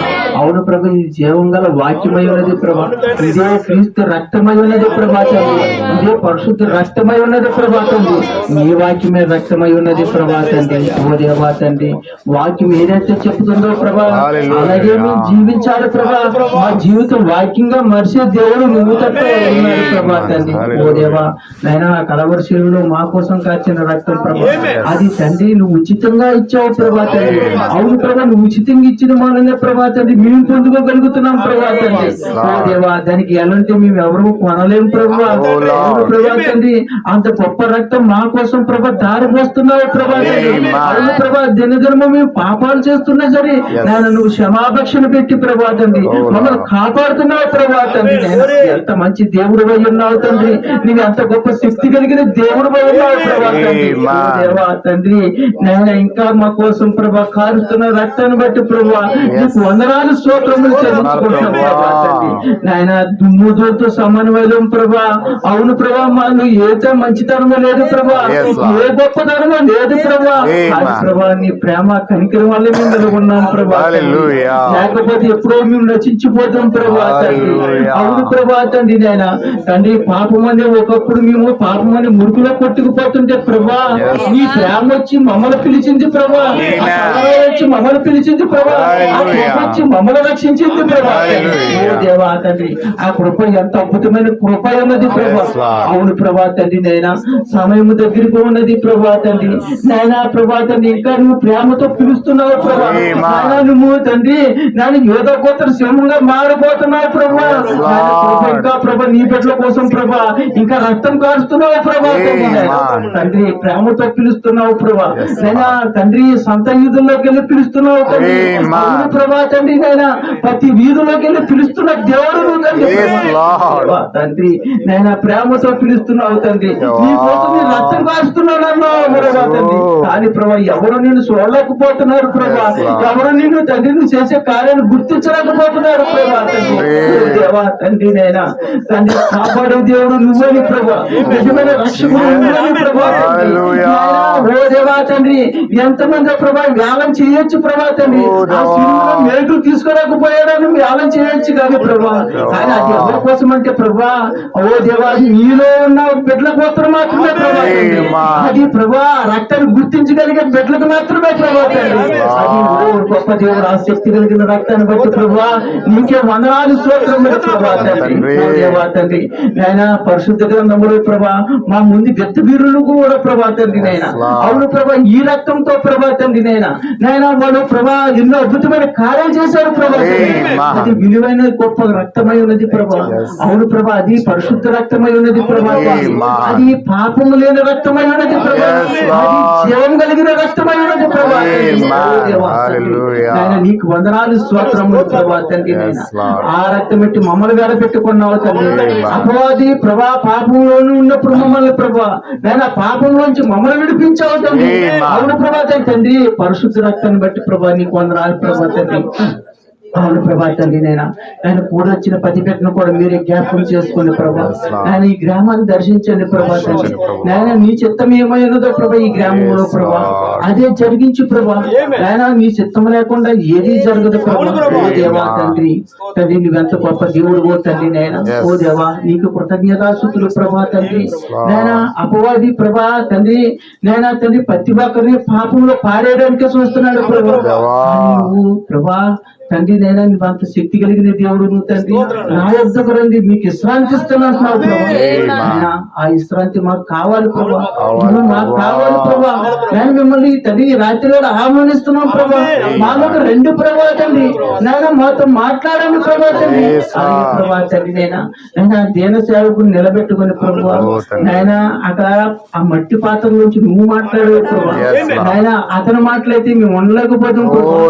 నువ్వు మాట్లాడవు కనుక ప్రభా నాయన మేము వెనకడి నిన్నే కొద్ది వినాలనిపిస్తుంది ప్రభా. అది మా హృదయంలోకి నీ తండ్రి నీ తండ్రి నడిపించే దేవుడు నువ్వు తండ్రి. చేర్చే దేవుడు నువ్వు తండ్రి. ఓ దేవా తండ్రి అనైనా సేవకును కూడా మీరు దీవించి ఆశ్రయించండి. ఓ దేవా తండ్రి వెళ్తున్న ప్రయాణం అంతట్లో ప్రభా నైనా తండ్రి మీరే తోడండి ప్రభా. నడిపించండి ప్రభా తండ్రి. ఓ దేవా ఈ గ్రామాన్ని కూడా దర్శించండి ప్రభా. ఈ గ్రామంలో నీ బిడ్డలు ఎవరు ఉన్నారో ప్రభా నైనా ప్రతి ఒక్క బిడ్డను కాపాడి దీవించి ఆశీర్వదించండి ప్రభా తండ్రి. నైనా నిజమైన రక్తం ప్రభా గుర్తించే ఆత్మను ప్రతి ఒక్కరికి దయచేయండి ప్రభా. ఓ దేవా తండ్రి ఎన్ని ఆస్తులున్నా ఎన్ని ఉన్నా ఏ ఉన్నా ఏది రక్షించలేదు ప్రభా. మమ్మల్ని రక్షించేది నువ్వు మాత్రమే ప్రభా. ఆ ప్రధాన కాపురం నువ్వు మాత్రమే ప్రభా. ఓ దేవా నీకే వందనాలు స్తోత్రములు ప్రభా. కోట్లాది వందనాలు ప్రభా తండ్రి నైనా. అవును ప్రభా తండ్రి కానీ నిన్ను ఎంత సూచించినా ప్రభా తక్కువే ప్రభా తండ్రి. ఓ దేవా నువ్వు చేసే కార్యాలు ప్రభా అద్భుతమైన ప్రభా. ఆకాశాన్ని వైటి పేపర్గా చేసి ప్రభా ఆ సముద్రాన్ని ఇంకిగా చేసి ప్రభా నువ్వు చేసే అద్భుతమైన కార్యాలు లెక్కించిన ప్రభా ఆకాశం నిండిపోవచ్చు ప్రభా. నాయన సముద్రం ఎండిపోవచ్చు కానీ ప్రభా నువ్వు చేసే అద్భుతమైన కార్యాలు ఇంకా మిగిలే ఉంటాయి ప్రభా. ఓ దేవా అంత గొప్ప దేవుడు నువ్వు తండ్రి. అంత గొప్ప శక్తి కలిగిన దేవుడు తండ్రి. అంత గొప్ప మహిమ కలిగిన దేవుడు ప్రభా. ఓ దేవా నీకే వందనాలు ప్రభా తండ్రి. అలాగే ప్రభా ఈ గృహాన్ని ఇచ్చిన ప్రభా తండ్రి నైనా తండ్రి ప్రభా తండ్రి ఆ రాజుగారిని కూడా మీరే దీవించి ఆశీర్వదించండి ప్రభా తండ్రి. అవును ప్రభా తండ్రి తన కుటుంబాన్ని ప్రభా తండ్రి నేను ఈ విలువైన తండ్రి ఈ విలువైన రక్తంలో ప్రభా నడిపించండి. ఆ రక్తంలో ప్రభా కడిగండి ప్రభా నువ్వు కడిగే దేవుడు తండ్రి. అలాగే ప్రభా తండ్రి నేను తండ్రి నైనా నువ్వు ఆకర్షిస్తే గాని ప్రభా నేను ఎవరు మాకు స్థానం ఇవ్వలేరు ప్రభా. నువ్వు ఆకర్షించావు కనుక ప్రభా ఆ సహోదరుడు మాకు ఇవ్వగలిగాడు ప్రభా తండ్రి. అది నీ చిత్తమై ఉన్నది కనుక ప్రభా నీ చిత్తమే మా ఇష్టమై ఉన్నది ప్రభా. ఓ దేవా తండ్రి నైనా ఆ కుటుంబాన్ని దీవించండి ప్రభా. ఈ గ్రామాన్ని దర్శించండి ప్రభా. ఈ గ్రామంలో ఉన్న ప్రతి బిడ్డను కూడా మీరు ఆశీర్వదించమని ప్రభా దీవించమని ప్రభా.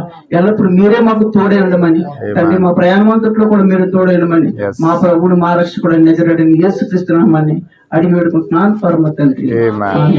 గొప్ప దేవుడా మహోన్నతుడ సర్వశక్తిమంతుడానికి స్తోత్రాలు ప్రభువా. మహిమల బండానికి స్తోత్రాలు చెల్లిస్తున్నాం. ఆశ్చర్యకరుడ నమ్మదైన వాడు ఎంతవరకు ఎంతో చక్కగా నువ్వు మాతో మాట్లాడి మా హృదయాలు తెరిచినందుకు వందనాలు.